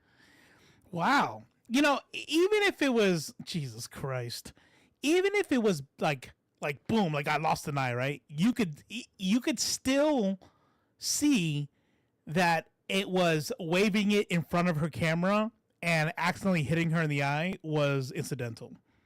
Like, even if it was like a serious injury, like boom, like, oh, she had to go to ER and they had to do surgery because it freaking stabbed her in the actual eye socket. You could still look at the video and go, that's not, he didn't stab her in the eye. He waved the flag in front of her camera to block the camera, which, by the way, I've been to protests and counter protesters do that shit all the time. That's just a tactic they do because they're annoying as fuck. And she got poked in the eye. That's ridiculous. That is so fucking stupid. But look at how the anti-Palestinian movement rallied around this victim.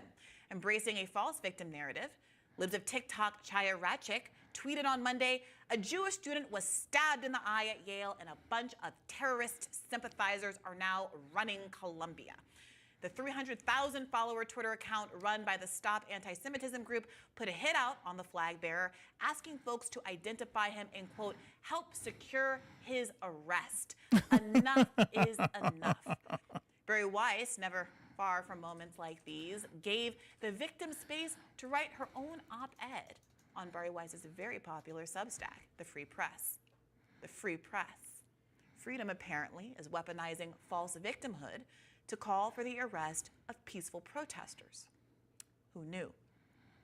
The free speech grift has been thoroughly exposed by Gaza. With hundreds of students participating in protests at Columbia, there have been almost no documented instances of anti-Semitism or violence by Columbia University students on Columbia University property. Thin anti-Semitism on campus stories are fleshed out with ominous descriptions of normal occurrences. Take a new John McWhorter op-ed, one of the 4 campus protest pieces I had to scroll through to get to the mass grave story in the New York Times. In it, McWhorter writes, "The other night, I watched a dad coming home from the protest with his little girl, giving a good hard few final snaps on the drum he was carrying, nodding at her in crisp salute, percussing his perspective into her little mind. This is not peaceful." What? A father and his child protesting a genocide while playing the drums isn't peaceful? Or take this post by English media personality Ollie London, in which he describes a joyful interfaith dance as a, quote, cult-like tribal dance. There it is. There it is. Like, this is where you start like getting into like what exactly they're talking about. It's not white. That's it. That's it. It's not white. And I know this is above race, and I say this all the time, but from the context of American support, in the context of American support, Israel is the white side and Palestinians are the brown side. And so for a lot of these people, it's like, oh yeah, that's easy. Yeah, Arab? Muslim? Hey, by the way, you know, there's some Palestinian Christians there too. Yeah, but they like, what do they speak though? You know, what do they speak? What do they look like? Show me a picture of these Palestinian. Oh yeah, no. Dance while dancing and clapping to Arabic music. To drum up the evidence needed to justify exerting state violence against anti-war protesters, anti-Palestinian news outlets have trained their lens on the streets of New York, outside Columbia's gates, in an effort to paint peaceful interfaith demonstrations like the beautiful, beautiful Passover Seders of the last couple of nights as violent and anti-Semitic, ignoring even mainstream reporters like NBC's Antonia Hilton, who tweeted that her team, quote, spent long hours reporting on and around Columbia's campus on Thursday and Friday and didn't see a single instance of violence or aggression on the lawn or at the student encampment. Yeah, all right. That is par for course. Par for course. That is how the information war will always go. And it's funny is you know, the few protests I've been at, and you know, if you've been to more, you already know that that this is the kind of shit that when you're on a particular side of history or the particular side of society, you have to be careful, right? You have to be careful on your rhetoric. You have to be careful on your actions, because you know, there's only one side that's allowed to get angry. You know what I mean? If you're black or brown, especially black, you know exactly what it means to have to like curb your anger more than anybody else, right? Because nothing is more dangerous than an angry black man, you know? And then you're dead because you're not allowed to get mad if you're black, you know? And so it kind of goes like that with certain protesters too. It's like you can't, if Pride Boys do some shit, they were defending themselves, you know? If you know, anti-Israel protesters do some shit, look how crazy it is. BLM protesters, look how crazy it is, you know? Fact number 5, IDF soldiers are operating in complete accordance with our code of conduct and values of the IDF according to international law. It was a really, really special ceremony, and I just feel so blessed and so thankful and so special and so grateful to be protecting Israel and to be able to be a part of this. And I'm just feeling a lot of love for the country, and I feel so grateful for the commanders that fought for us, and we're just going to continue on for them. I think people should really know that we are defending our country. We have nowhere else to go. This is our home, and this is what we will fight for. Because I love making... We have nowhere else to go. This is our country. This is what we'll fight for. As I stand next to somebody with a French accent, and another guy with a British accent, and another guy with an American accent. This is our home. We have nowhere else to go. Making videos that don't make any money. I do enjoy making these IDF TikTok videos. Now, I haven't made one in a couple months, but I do keep an eye on their TikTok page just to see if there's anything worth talking about. So I thought I'd quickly make another video about IDF TikTok, and I think this video will probably be shorter, but knowing myself, it probably actually won't. Like, I'm planning for it to be... Oh, that's cool. Look at that. Hold on. Let's see. Is that... Oh, here, we'll do this with that instead. Open in browser. This is the moon outside my house. That's pretty dope.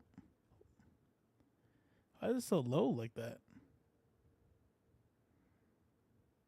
See, I want to get into like legit photography. That's what I need to do. Because I have these cameras. Like, I mean, this is a mirrorless here, and I have a DSLR underneath it. I need to do some shit with it. Because I better take some dope-ass pictures. It is a... Wait a minute. Wait a minute. A UFO. You might be onto something, but I think that right there is what we call an orb. We got an orb here and an orb here. There's a lot of spiritual activity in this photo. I mean, let's not be silly. That's a street light, right? That's a street light. But these are orbs. And that is clearly an object that, I mean, have you ever seen this? Does the moon shine like this? Right? It can't be the sun. So what do you think glows like this but doesn't provide daylight? That's a UFO and a lot of spiritual activity. So the end times are here, people. The end times are here. You heard it here first. Under 20 minutes, we'll see how we'll get on. But in terms of making this video, the context, of course, has changed in that a lot of international opinion. By the way, this is the Cavernacle with a K. I can't. Oh yeah, I'm not even subscribed. Oh, that's because it's not signed in. Maybe I am subscribed. Am I subscribed to this dude? No, I'm not. I think he does good videos. I don't know. Fact number 5. Oh my God. Getting pretty sick of the Israeli government's actions in that, not content with absolutely destroying Gaza, they're seemingly trying to drag the West into a bigger regional war with Syria, Iran, and groups like Hezbollah as well. And the US has said that it's not going to get involved in this war, but Netanyahu and others like him are really relying on that because, as we covered in last week... I mean, outside of funding it. Literally funding it. What's funny is that the Israel, so Netanyahu, I think a couple weeks ago I saw a headline that Netanyahu stressed the importance of having organic ways to build their munitions, because Israel relies on allies for Hellfire missiles, for 500-pounder, 1,000-pounders, 2,000-pounders. They don't have a robust, war machine there, right? That's what their friend the United States is for. So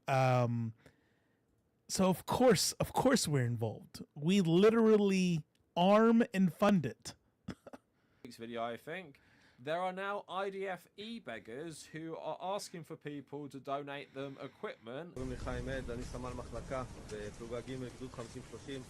אנחנו עדיין משרתים בגבול לבנון בצפון, כמו שאתם רואים קר וגשום, ואנחנו ממש צריכים חליפות שערה איכותיות כדי שנוכל להישאר יבשים בגשם ולעמוד במשימה שלנו. תודה רבה על התרומה, אוהבים אתכם, עם ישראל חי. And as I went into in that video as well, there are significant equipment issues for the reservists and for the conscripts, people who aren't professional soldiers. So you'd think if they want to go into a huge regional war with Iran and Iran's allies, you'd probably need some better equipment, or you're just hoping that the US will do your fighting for you. So No, they won't. I don't think we'd fight for them, but we sure shit will just buy them a bunch of equipment. That's what they'll do. You know why? Because that's what our the whole system is about. The whole military industrial complex is about. We saw that in 2021. It was like, holy shit. You know, the military industrial complex and selling weapons and stuff had been around before, right?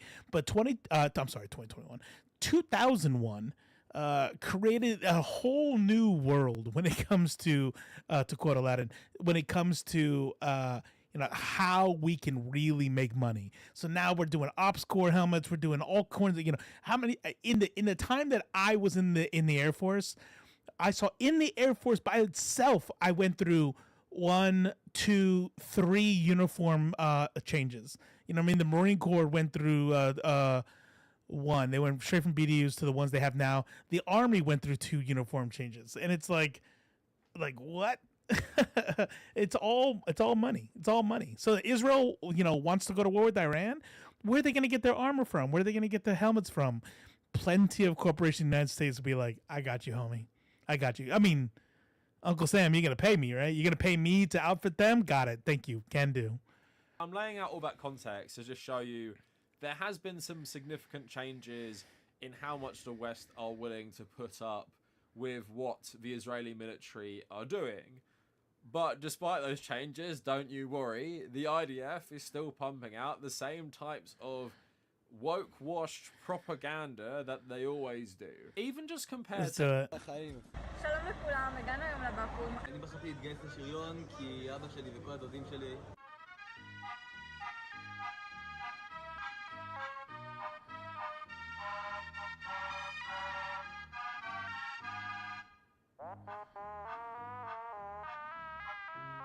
these terrible things. Now, anyway, let's get to the main IDF page. I mean, this person is so disgusting, and it probably just shows you like how brainwashed a lot of people are, of course, in this military, to just like broadcast yourself to the world saying this stuff. You know this. I want to watch the actual TikTok videos, but if you guys want to watch this entire video in full, the YouTube channel is the Cavernacle, and then I'm gonna put the link to the video in the chat here. Person both doesn't feel bad and will never feel bad in their role in this, but let's have a look at this first TikTok. It's been over 100 days since the war between Hamas and Israel started. Here are 5 facts you need to know. 1. The war started on October 7th when Hamas invaded Israel. The war started. Look, everything was great before October 7th. Literally, like, everybody was living their life. People in Gaza were happy. People in Israel were happy. It just was great. Everything went wrong October 7th. Number 2, the IDF has 2 goals for this war. Number 1, return all of the hostages safely to their homes. And number Wrong, because there have been many opportunities to do that, but because Netanyahu would rather destroy Gaza more, and his cabinet, and his cabinet, and apparently a lot of the people in Israel, even though he has a low approval rating, still plenty of people are like, yeah, this is what we need to do. And so clearly you want to destroy and kill as many Palestinians as possible, more than actually bring the hostages back. 2, make sure that Hamas will no longer face a threat on Israel. Number 3, Hamas has been caught numerous times stealing the humanitarian aid that was facilitated by Israel and the IDF. Humanitarian aid that is meant to go to the people of Gaza. Number 4, Hamas has been repeatedly operating. You know what's stealing? By the way, I don't know if that actually happens or not. I'm sure, maybe it does. Maybe it does, right? But if we send aid to Palestinians, do you know who makes up the militant the militants fighting the IDF? I mean, you're calling it a war, right? This is a war. So in a war, there's 2 sides, right? It's not just terrorism. You're fighting the state of Palestine. Is that what it is? Who are they? They're Palestinians. There's Palestinians who are starving. They probably weren't even Hamas 2 months ago, and they're Hamas now. You know, so when they say stealing, it's like probably like, oh, you mean like Palestinians coming to eat, and then you find out they're Hamas, so you call it stealing? All right. From civilian infrastructure, sensitive locations such as hospitals, schools, mosques, and kindergartens. And fact number 5, IDF soldiers are operating in complete accordance with our code of conduct and values of the IDF according to international law. So to me, those last two points. There you go. That's a good one. So that link that Susan Turpin put in, here, let me put it in the big one. That way, anybody on YouTube could check it out as well.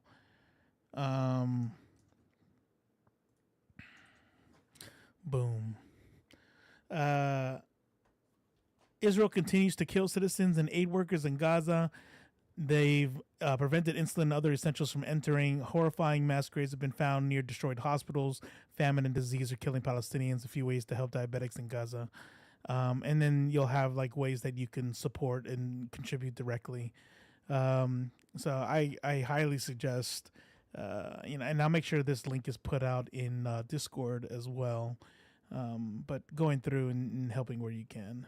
Points put together is pretty wild. She's saying that Palestinian insurgents are using sensitive locations like schools and hospitals to attack, and at the same time Israel are in accordance with international law.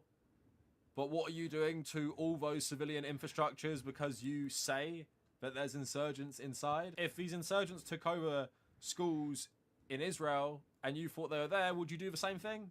No. And purposely That's awesome. Yeah, Matt is near dear to my heart because I'm a type 1 diabetic myself, so they do a lot of good. Damn, that's crazy. I'm sorry to hear that. targeting civilian infrastructure in this way isn't in accordance. Only because I'm a fat ass, and I think to myself, if I was a type anything diabetic, I feel like my life would be lesser for it, just because of restrictions on what I get to eat. That's all. It's probably a very, very reductive way of looking at it, and I'm sorry if that's making light of a serious disorder. But that's how fat I am. The only thing that helps me like look at a disorder is how, like diabetes is like, oh man, like Crohn's. You got somebody like with a colonoscopy or whatever you call it, the poop bag that they have to wear on the outside. I think to myself, man, you can't have bread.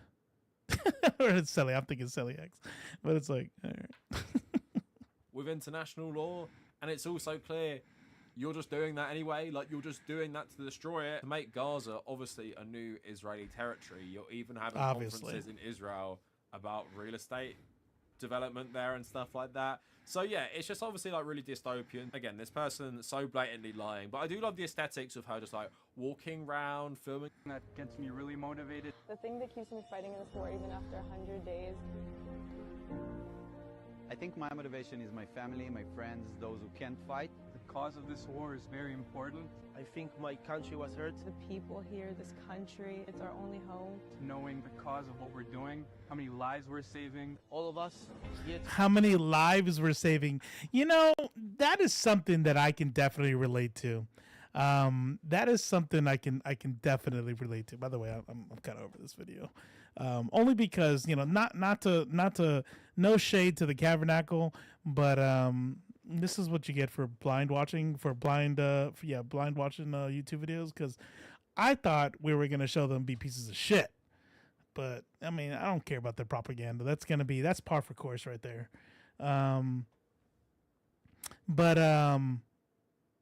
But yeah, the whole like we're saving lives.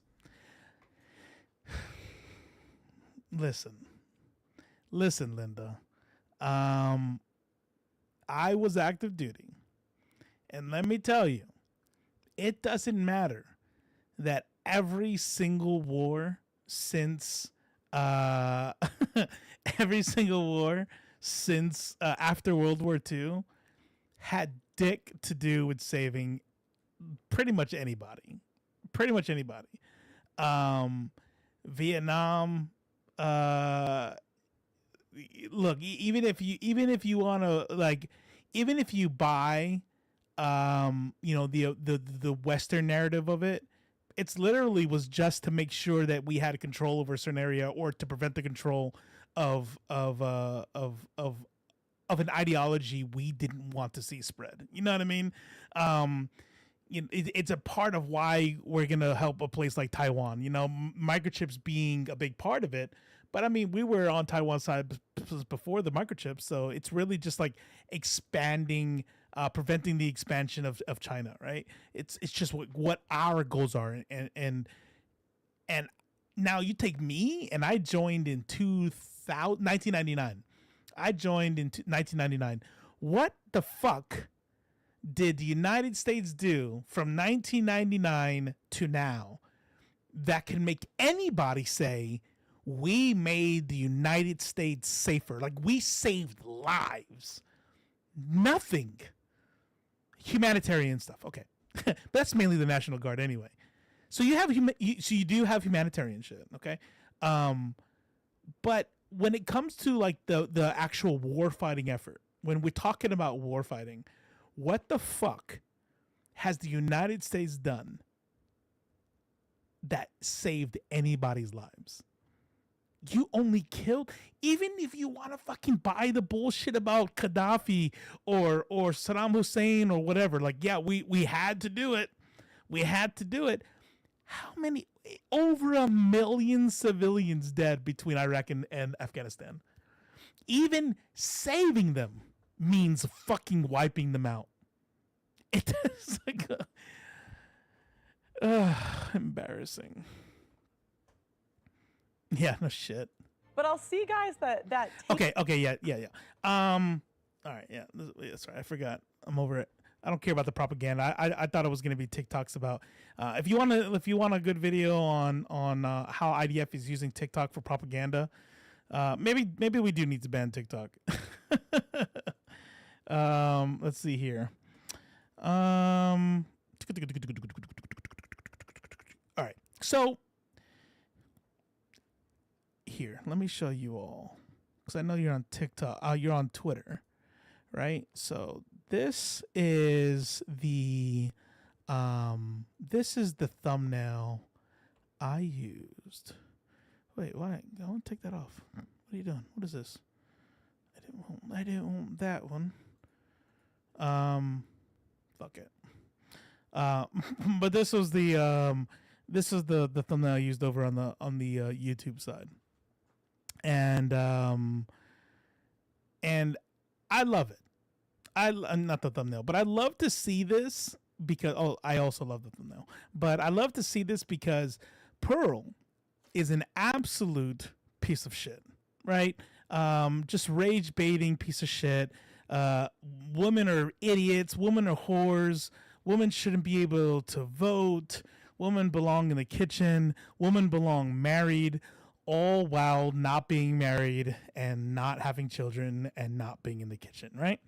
And you think, like, well, yeah, I mean, we try to dunk on her for that shit. But let's see. Knowles eats Pearl's face. Yeah, that works.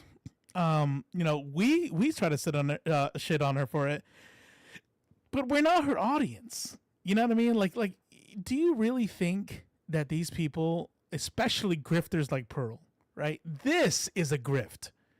This is a huge grift. I'm just going to say whatever the fuck I want to say and whatever it is that's going to make me money. You know what I mean? Let me tell you, as a brown ass motherfucker like me, do you know like how big I would blow up if my entire channel was based around hating Mexican immigrants? They wouldn't even give a fuck if I was Puerto Rican. Like, it had nothing to do with me. Like, nope, he's brown, he's Hispanic, and I would blow the fuck up. And she knows that, but I couldn't. And I don't even believe in a soul, but I wouldn't be able to sell my soul. So this is a grift. But I find it enjoyable that a white supremacist fascist piece of fucking shit, a Christo fascist, complete absolute piece of shit, is sitting here and he's gonna eat her up. He's gonna eat her up. And so nothing he says is good. Nothing he says is right. This is not like one of the Destiny videos where I hate to because I know Destiny has fucking piece of shit views in one place. I do like seeing him dunk on, it's cathartic and like CG said earlier, like some of people he dunks on is like easy, but I like it. It's still entertaining. It's still entertaining sometimes. This isn't that. He's not saying anything right, even though he's wrong in other places. He's being a piece of shit here, but it just brings me some joy to be like, these are your people, Pearl. These are your people. So let's see how this goes. But I'll see guys that take you guys' advice, and sometimes, it ruins their life. What would men do if they begged you for advice? There's no way in hell that we are doing 2 hours and 30 minutes of this, but let's see where this takes us. Again, I'm not in the business of telling men what to do, But I think you kind of are. Well, what % of women do you think are marriageable? I think you're skirting the issue. People are not going to return. Shut up. I moved to London to play volleyball. And essentially what happened was I don't care. All right. One could say is at the very heart of the political problem, because marriage, the family, is the fundamental political unit. So you crack that up, you're going to crack up society. Yeah.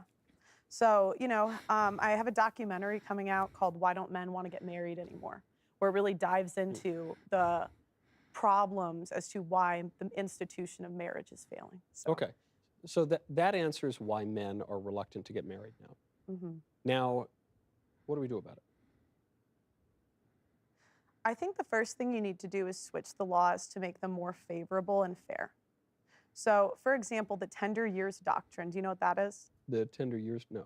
That assumes that the mother is the best one for the child under the age of 7. In some states, it extends to 16. Yeah. That's an openly sexist law. That's openly sexist. What do you mean by sexist? Because, sometimes people say sexist, and if they're referring to real misogyny or something, I don't like that. But if they're saying men and women are different, I certainly. Well, they are different, right? See, here's the deal. Here's the deal right here. So what she is, what she is doing here is, she's used to dealing with incels, right? And just because Michael Knowles is a piece of shit and a Christo-fascist, doesn't mean he's an incel. And so there's plenty of men out there who's like, wait, time out. I don't know how to fucking change a diaper. That's not my job. My job is to fucking kill bears. You know what I mean? My job is to kill the savage if he comes on my homestead, right? All the while, going and doing a podcast and making fun of people like me who do podcasts. It's like, look. You're not talking, I don't think you know your audience here. So he would probably agree that the child needs to be with the mother because men just aren't built that way. We're protectors, we're not supposed to be raising children. Men are given custody when they fucking ask for it. I do know, I've heard of plenty of stories where men can definitely say what they want and to make it look like the child is an unfit mother. But I would say that without succeeding in proving or not proving, but without succeeding in convincing the judge that she's an unfit mother, you're probably not going to win a small child.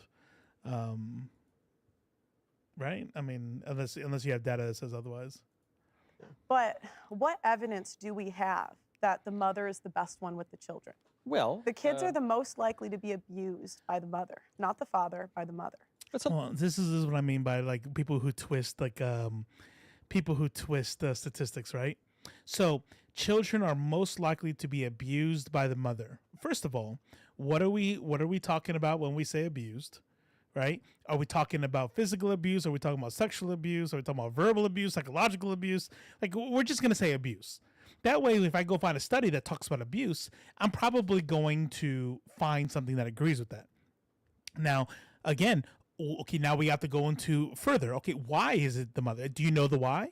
Do you know the causation, or do you only know the correlation? Well, probably, if it is true, let's just go ahead and say it's true, that on a general abuse, a broad abuse category like abuse, we're probably looking at the gender norms.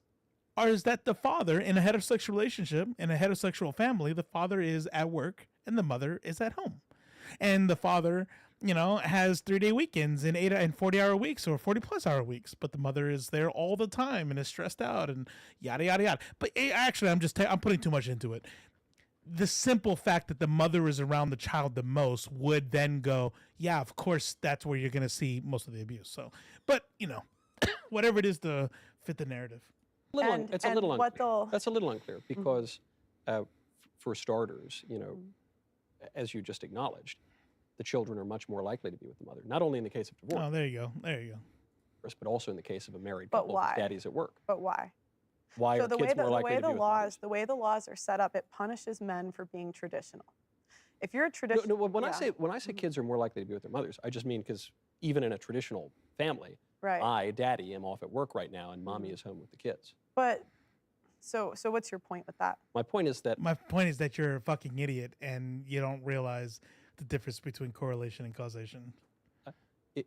And the statistics are a little unclear about this. There was a number from HHS in 2009 showed that women are much more likely to abuse or neglect their children. There's another number from last year from, I think it was the National Child Abuse and Neglect Data Set or something like that, which found that it's a little closer to equal. Women still have a slight edge on abuse, but it's close to sexual parity. But then when you factor in... Not the biological dad.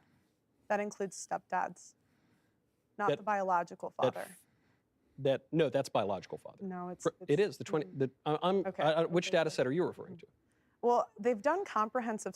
Yeah, she's not gonna name it because she's just gonna say shit. She's used to being on the Whatever podcast that they only give a fuck about clicks and views and shit like that. So she just gets to say whatever, and then you get to clip it and be like, "Pearl destroyed," blah blah blah. It's like, actually, no, that's not what the study says. The study says that when it becomes to biological fathers, it actually reduces by 61.7%. Boom, end of TikTok or YouTube short, and man, fucking wrecked her. Well, did anybody go check that? Is anybody double checking that? So he says, wait, I'm talking about biological fathers. What data set are you talking about? I am not going to name the data set because I made that up. You got me. Studies over the last 100 years. But I hate that I love how he humbles her. Yeah, but yeah, here, let me help you out. It's easy to say fuck him too because you got to know on why he believes these things. You know what I mean? He thinks this is right. You know what I mean? Like he's like, no, what? Women are with children more. That's why they would abuse them, because they're where they should be. And we probably start seeing it equal if they get out the fucking kitchen. Like, you know what I mean? Like understand that wherever he's calling her out, it's because his worldview is that is where they should be. Like, he is a piece of shit. So what do you mean by they? Like, I'm referring to a very specific data set. Okay, go ahead. So in that very specific data set, that would contradict the 2009 numbers from HHS, but nevertheless, it would still prove your point, which is that the women are slightly more likely. But then I guess my point is, right, the women in marriage and outside of marriage are much more likely to be with children all of the time. Right, so but the parity is almost you would see surprising. The abuse numbers go down as women have spent less time with children. So in the last... Yes, very good. Very good, Pearl. Look, I don't want to do this fucking y'all are free to call me out, okay? Misogyny is bad even when it's done to the enemy, okay? So we don't want to normalize misogyny around here.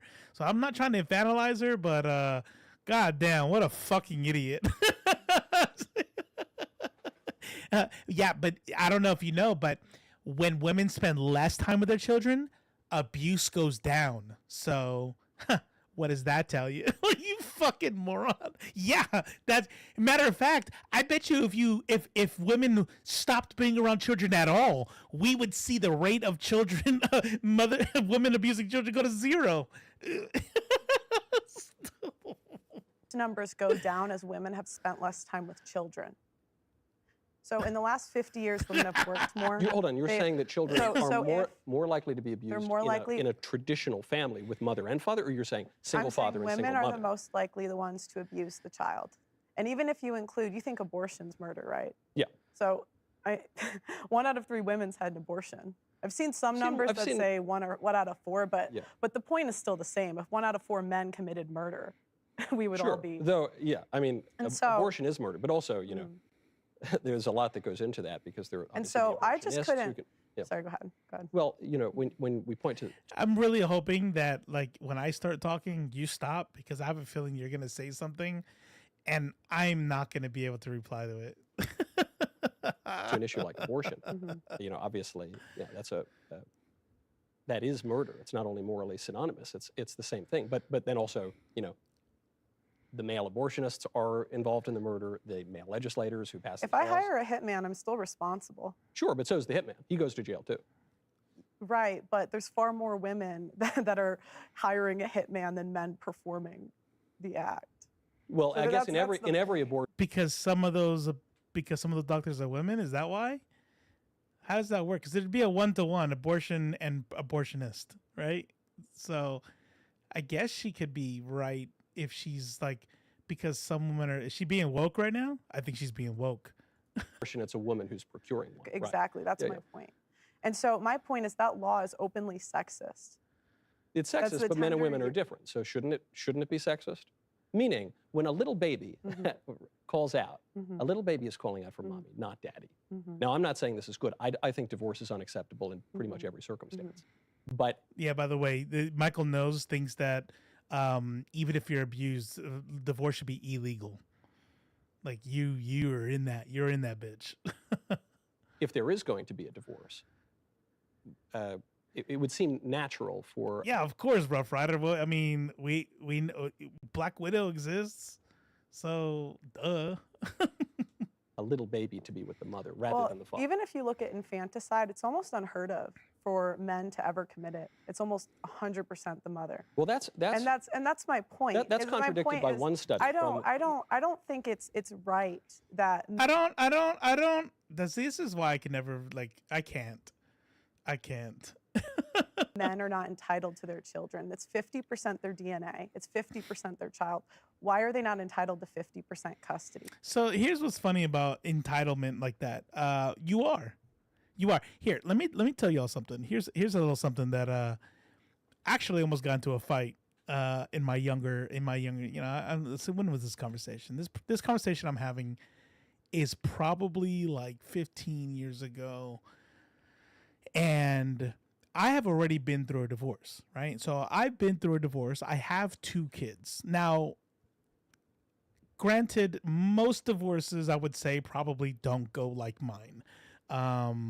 Like my ex-wife could have, you know, she could have done a lot of things. She could have wrecked me financially. She could have wrecked my career and never did, right? And never did any of that. So when I hear some of the horror stories out there, I understand that it sounds like I'm pretty lucky. However, I do know how what is it? What the fuck? Parental rights. Jesus, just forgetting English. How parental rights go. And the fight came out with this guy who was bitching that his wife or his ex-wife didn't let him see his kid. And I'm like, oh, dang, that's crazy. How did she get that to happen? She just won't let me see him. Oh, man. Like, did she win? Like, you don't get any visitation? It's like, I mean, we haven't been to court, but with the divorce papers, you got visitation rights, right?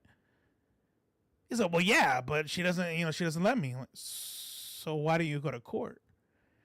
And he's like, what? I mean, that's time, that's money. And I'm like, and this guy is active duty, right? He's like, you know, he's like a master sergeant in you know, I'm like, I see what you drive. You could go to court. And he's sitting there like, I'm like, look, man, I love my kids more than anything in the world. And if my ex-wife ever tried to make it to where I couldn't see them, there's nothing that would stop me. I would commit my own genocide to get to my children. Nobody is going to stop me from seeing my children. And that includes going to court. Like, people talk about how men don't get the rights they want. I'm like, what are you talking about? You have to have a reason to not have visitation rights. So if you're not paying child support, right, which can affect your visitation rights, your parental rights, if you're not wanting to be there, if you're not wanting to go to court, that's you not wanting to see your kid enough. And that really upset him. That was apparently not okay to say. Zero accountability. People just want a reason to complain. No, exactly. They want to be you know what's funny is that the people who start crying about the victimhood and all this shit are the people that saying that the left is they always want to play victims. They're the biggest victims, the biggest fucking victims. And they should be entitled to 100% custody within the context of marriage, which is indissoluble. Right. But to the point you just made, where you said fathers don't kill their kids. Again, I think statistics are basically fake, but if people are going to cite them, I'm happy to cite them when they buttress my argument. And there was a study came out 2017, I think, from Forensic International Science, something like that. What a weird joke to make. Because it's like a kidding, not kidding moment. So why should I give a fuck about anything you have to say about that? I think statistics are mostly fake. By the way, there's a little bit to what he's saying. Hear me out, Maneater. There's a little bit to what he's saying. I don't think statistics are fake. However, I think most people are not qualified to read statistics, right? I mean, there's an entire career. There's an entire like academic section that is just like, not even talking about scientific researchers. What of the interpretation of statistics is made up? You know what I mean? Like, are you qualified to decide what these numbers are actually communicating? You know what I mean? Like, we did an easy one at the beginning of this video here, where she said X number of women, kill their babies more than men. Well, if you're trying to, spin it around. Now, let's say she's not a fucking moron. Let's say she's actually really smart with her words. You'll take somebody like Hillary Clinton, right? Who's a piece of shit, and very, very smart. And good. She's a lawyer. She's extremely shrewd. You know what I mean? Imagine her making that argument and not Pearl, and you'll see how dangerous misinterpreting statistics is. And so that's what I mean. Which showed that people's understanding of numbers is very limited. Yeah, exactly. 57% of the time in cases of killing offspring, it's the fathers who do it, not the mothers. Now, again, I'm sure that one can pull some other statistics. Right, and the then other you can side. go into the abortion stats too. And obviously abortion. My whole point is that hey, if my numbers don't work out, we'll just call abortion murder, and then boom. I think that men should be entitled to their children. I don't think it's fair the way the system is. Regardless of where you fall, it's not fair that women get custody 90% of the time. It's not fair that men are always paying alimony, they're always paying child support, and that they are punished for being traditional. Because the more time they spend providing for their family, the way they calculate it in child support is they kind of do I gotcha. You did the right thing. You provided for your family. Why are you punished in child custody cases? Well, you didn't do the right thing if you got divorced. No. She was an assassin. So I see what you're saying. I'm sorry. I had to scroll up because I obviously missed something. Black Widow was an assassin. She was literally made to, not just an agent, because the agent can be all sorts of things, right? They can infiltrate and get intel and stuff like that.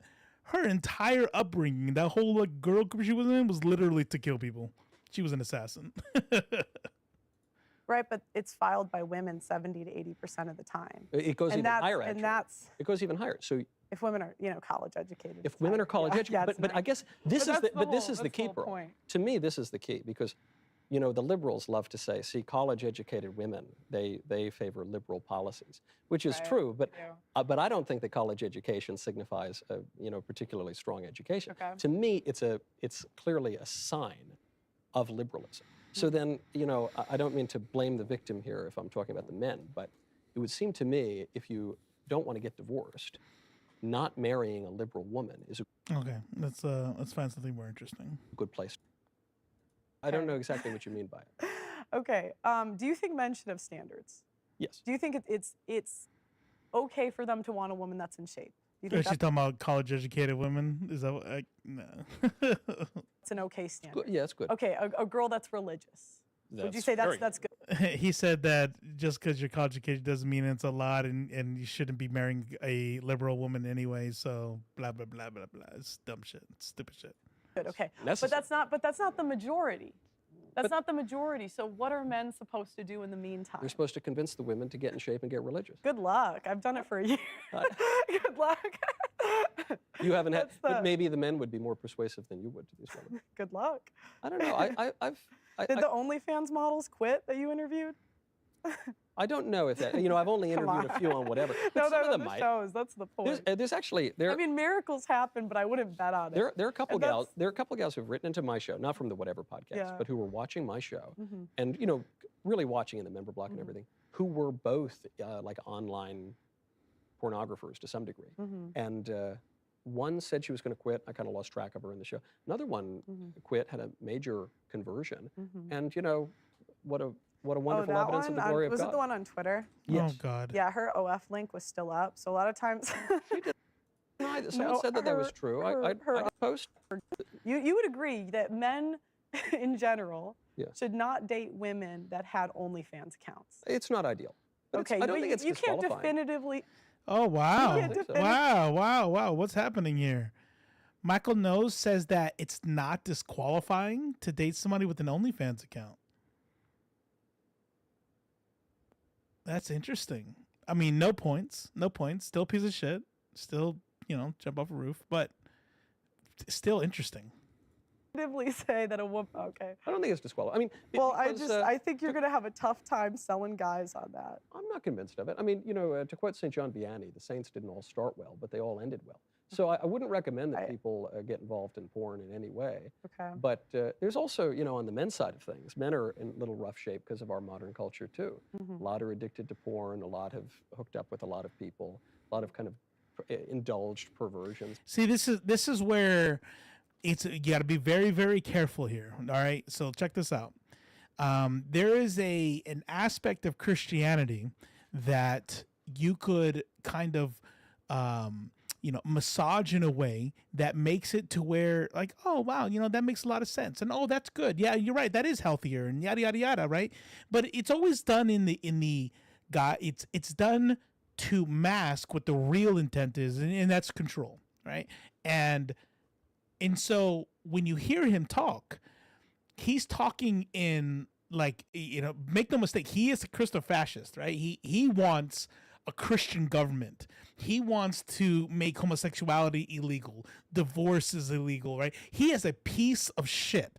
But what he can do, right, to make himself kind of more digestible is to be like, well, I mean, hey, everybody could change. Everybody could change. I don't think it's automatically disqualifying, and men too. Men are sitting there just sleeping around, and that's where he could actually have a leg up.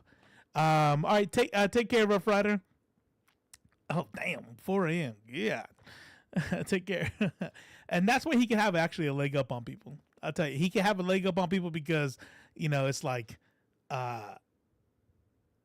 when you look at as the way that some of these red pillars do it, it's like it doesn't take very long, right? I mean, you have to be like not a fucking teenager, I guess, or just an ultimate piece of shit to sit there and say women should have a low body count, but men can have that doesn't matter, right?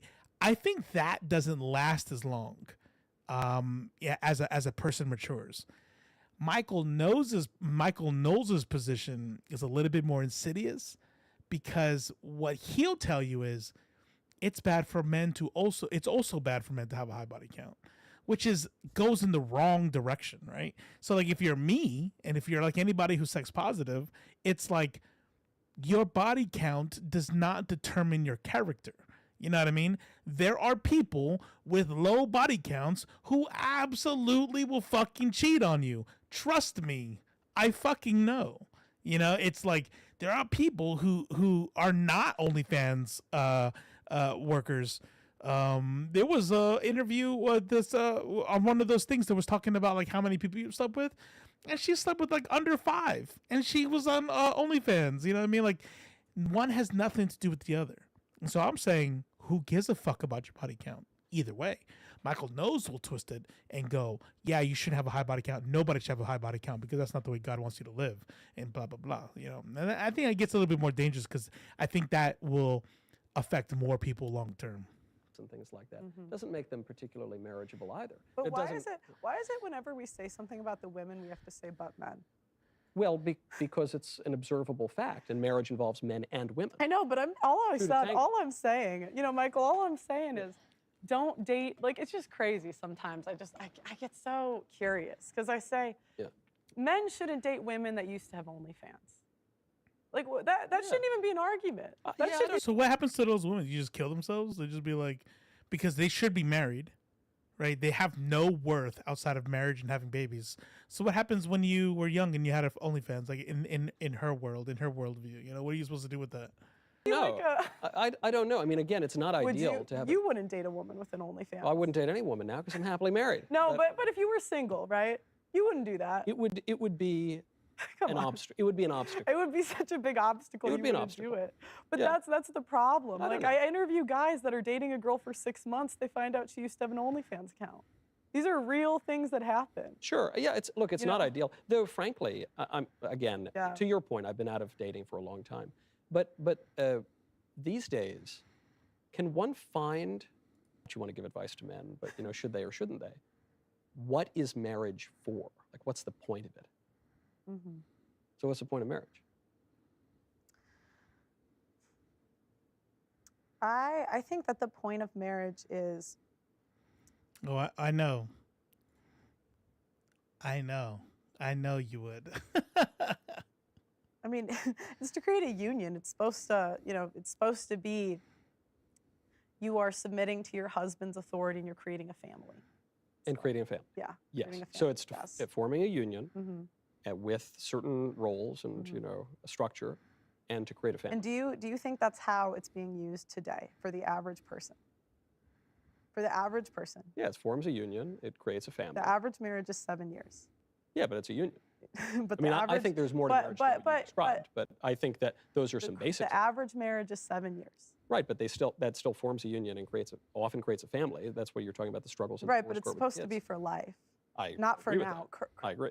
And that's what I say. It's not about what ought to be. It's about what is today.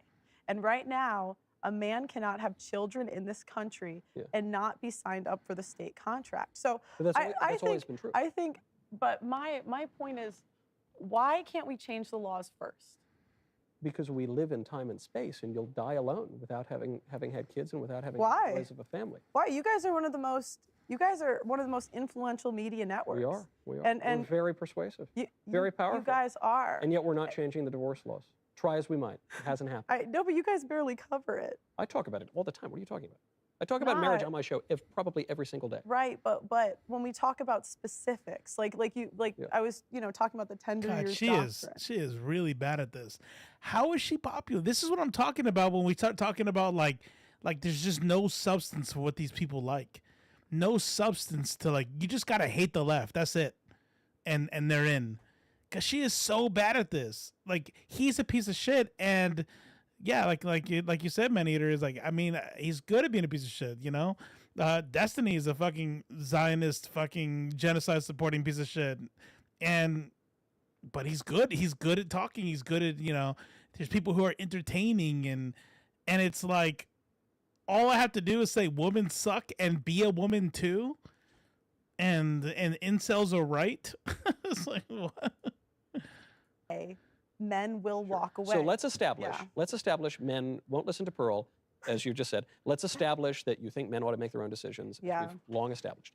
You also just said it is a good strategy for men to walk away from the institution of marriage until the laws change. You just said that. No, I was talking about the vote. They That should was the walk vote, away the from vote, the. Oh yeah, big time Texas Beast. Yeah, it's embarrassing actually. It's embarrassing. I'm not gonna lie. Almost makes it a little boring because it's like, I want her to get dog walked, right? But it's like, oh, what is going on here? Like she's not qualified to be on that stage at all, at all. Because she's only used to doing this on the whatever podcast. She's only used to doing this on Twitter. She's used to being the face of a woman who is saying all the things incels are saying. Yay, here's all the follows, here's all the subs.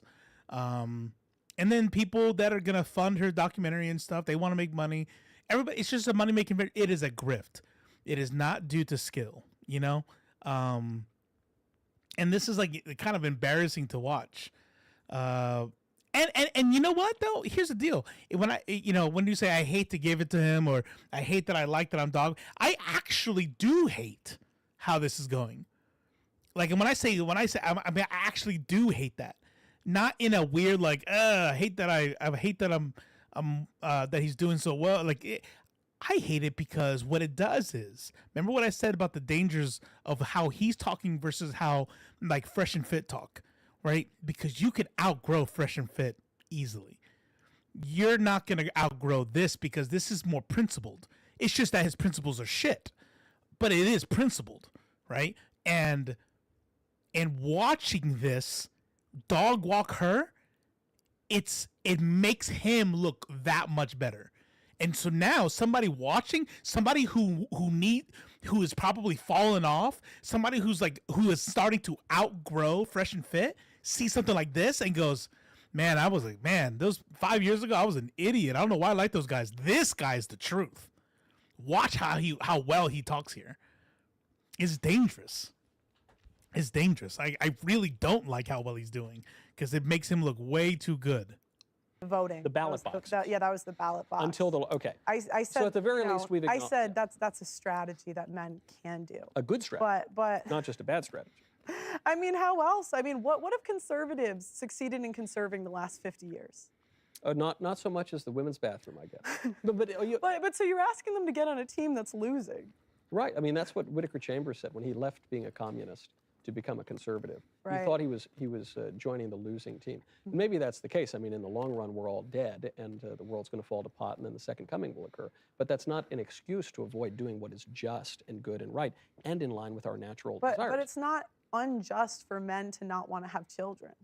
It's disordered. It's disordered for men not to. We have priests. Yeah. Clerical life. Some are called by the charism of celibacy, but for most men, and by the way, they're called to the charism of celibacy in the priesthood because the priests act in the person of Christ, who is the bridegroom of the church. But for people who are not following a religious vocation, they are called to family life. Okay, if they're not. By the way, he's Catholic. You see what I mean by being principled? It's like his principles are shit, but you can't really put the same shit on him as like Fresh and Fit. He's like, yeah, men should also have low body counts, and men should also be stuck in the marriage. You know what I mean? Like when we talk about how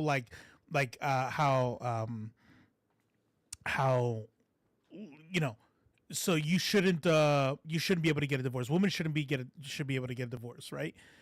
Well, how many of those people say that women shouldn't be able to get a divorce, but are just fine with men being able to leave, right? When you point back to the days of men leaving, it's like, hey, that's the man's, this is a man's world, blah, blah, blah, blah. Michael Knowles would be the type who's like, no, men are stuck in that marriage too, right? Because that's the Catholic way of thinking anyway. But make no mistake, he is a Christo-fascist. He is a fucking fascist. These motherfuckers either have a breeding kink or they don't realize that 50% of their kids grow up to vote left. 100%. 100%. And it is a breeding kink. It is 100% a breeding kink. So here's what's funny. I had someone ask me the other day. They wanted to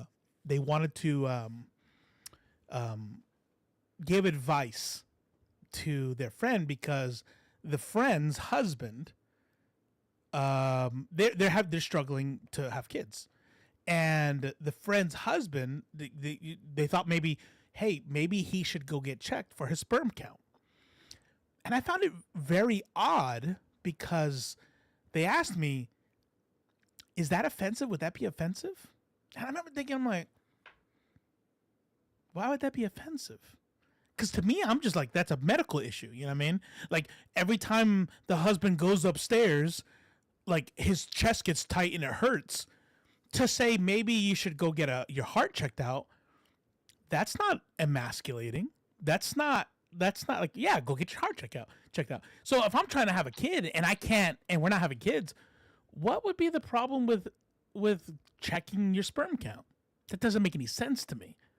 And then I remembered, I don't connect my manliness, my purpose in life. I don't connect how much of a man I am with my body's ability to produce zygotes, right? That's what they're called, right? Like sperm is zygote, right? Is that right? Egg and sperm are zygotes. Anyways, like what the fuck does that got to do with anything? You know what I mean? And there are some people that are. And that's why you have people that are like, and this is very, very big in high machismo cultures, like black and brown cultures, where it's like, I'm sitting here, I have a kid here, I'm like, damn, your shit is strong. Like, yep. And it's like, it shows they fuck a lot. It shows that their sperm is strong and they make kids and they got kids everywhere. And I mean, it's, you know, very like ignorant thinking, right? And so obviously, I don't want to paint too broad of a brush, but that's some old school shit there. You know what I mean? And you still see it around. So when you have people like this talking about like having kids, it's directly connected to your manliness. So I don't even know. I hear breeding kink a lot. And while, never mind. That's probably TMI. Some people have, you know, a pregnant lady is sexy, can be sexy, right? And if that's your thing, that's your thing. But a breeding kink, I don't know that the kink is a good word for it, because it's like, is it a kink? I mean, does it turn you on that you're getting all these other women pregnant? Or is this like a fucking control fucking thing? You know what I mean? It's like your brain is broken and you think like, I have kids everywhere. And oh, I got her pregnant too. Got her. You know what I mean? And you know what else it does? I've seen this in friends. It's like, I've seen this exactly, Nick Cannon. Listen, let me tell you, kink can also be a compulsion. Okay, that's fair. Yeah. I'm thinking like things that turn me on sexually. But yeah, okay, that's fair. The thing with me is this. Fuck, where was I going with this? Nick Cannon. Oh, here's the deal. The Blurred. Welcome to the stream. All right, so here's what turns Robo on. All right, this is the segment we're in, yo. So welcome. Now we're talking about breeding kinks and shit. And we were just looking at Michael Knowles and talking to Pearl and shit. But here's the deal: is there is a level of misogyny that goes into this. I don't know how many times I've heard she can get remarried, she could do this, she could do that, but that's my kid. She popped out my kid first. Like, I'll always be there. It's a way to kind of like inject yourself. You know what I mean? Which I think is funny because dudes always talk about like men trying to trap, you know, a women trying to trap men. I'm like, men do that shit too. They knock them out, they pretend they're gonna be there for them, and then boom, they use that as like an ownership tag. You know what I'm saying? I was like, okay, the ground news sponsorship got Robo out. next episode. So I had to take the icon down. Ground News dropped me. I got a little crazy with the king talk. Yeah, but Adam and Eve, yeah, check it out. Use this code to get 20% off butt plugs. Nah, but yeah, I just think it's funny. I'm gonna be honest with y'all about something. When it comes to talking about Knowles and them, I think maybe, you know, I'll gather some stuff. 2.5 hours to kind of click through. I thought I could do it. I think we had a good talk. But what I need to start doing more with big ones like that is, by the way, Maneater literally told me to do this, and I didn't. So I should have listened to the wife. But I should have watched it already, found funny parts, and then clip that. Because you're not clicking. I got to click through an 2.5 hour debate and hope I land on something interesting. What's that mean? The Imperial Mind. Twitch chat hold me? What happened? What happened? All call in.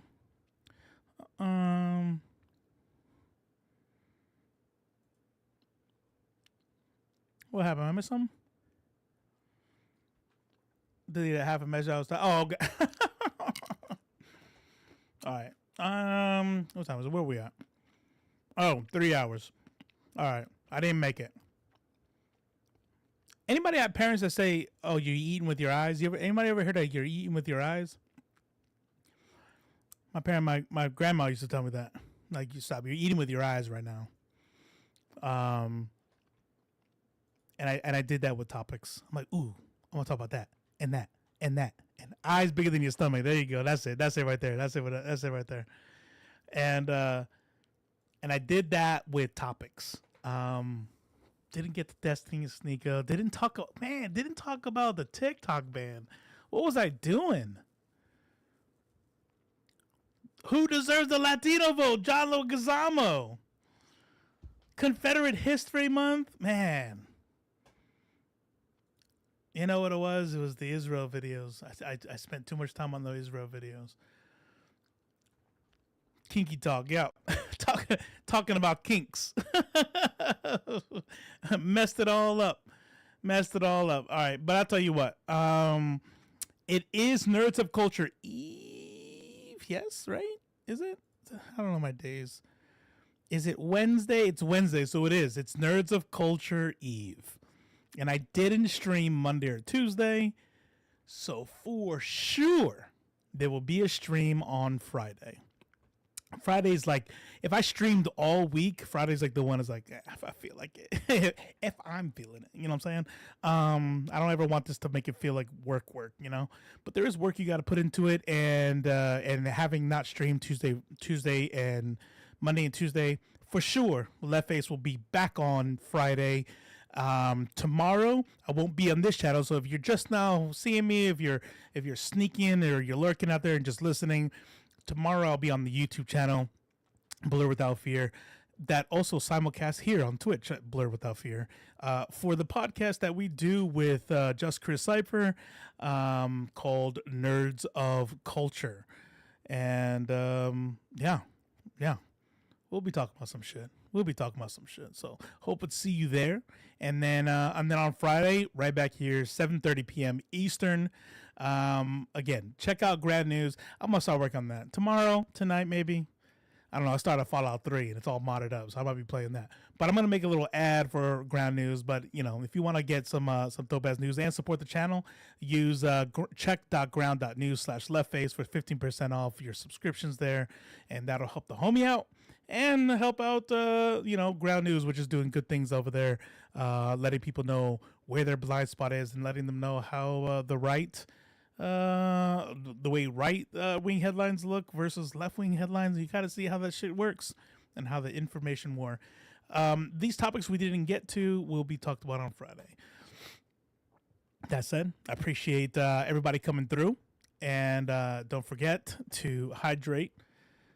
Don't forget to love yourself and take care of others. Take care of yourself. Take care of others. I thought Just Chris was on suspension. Nah, he's been released. We suspended him until Thursday. So he was suspended from Thursday all the way to Wednesday, and then today's the last day. I'll see y'all tomorrow. Look at Jonathan Stewart over there looking. Appreciate you. Hydrate or die straight. We don't want that. Now do it. See y'all tomorrow. I'm out.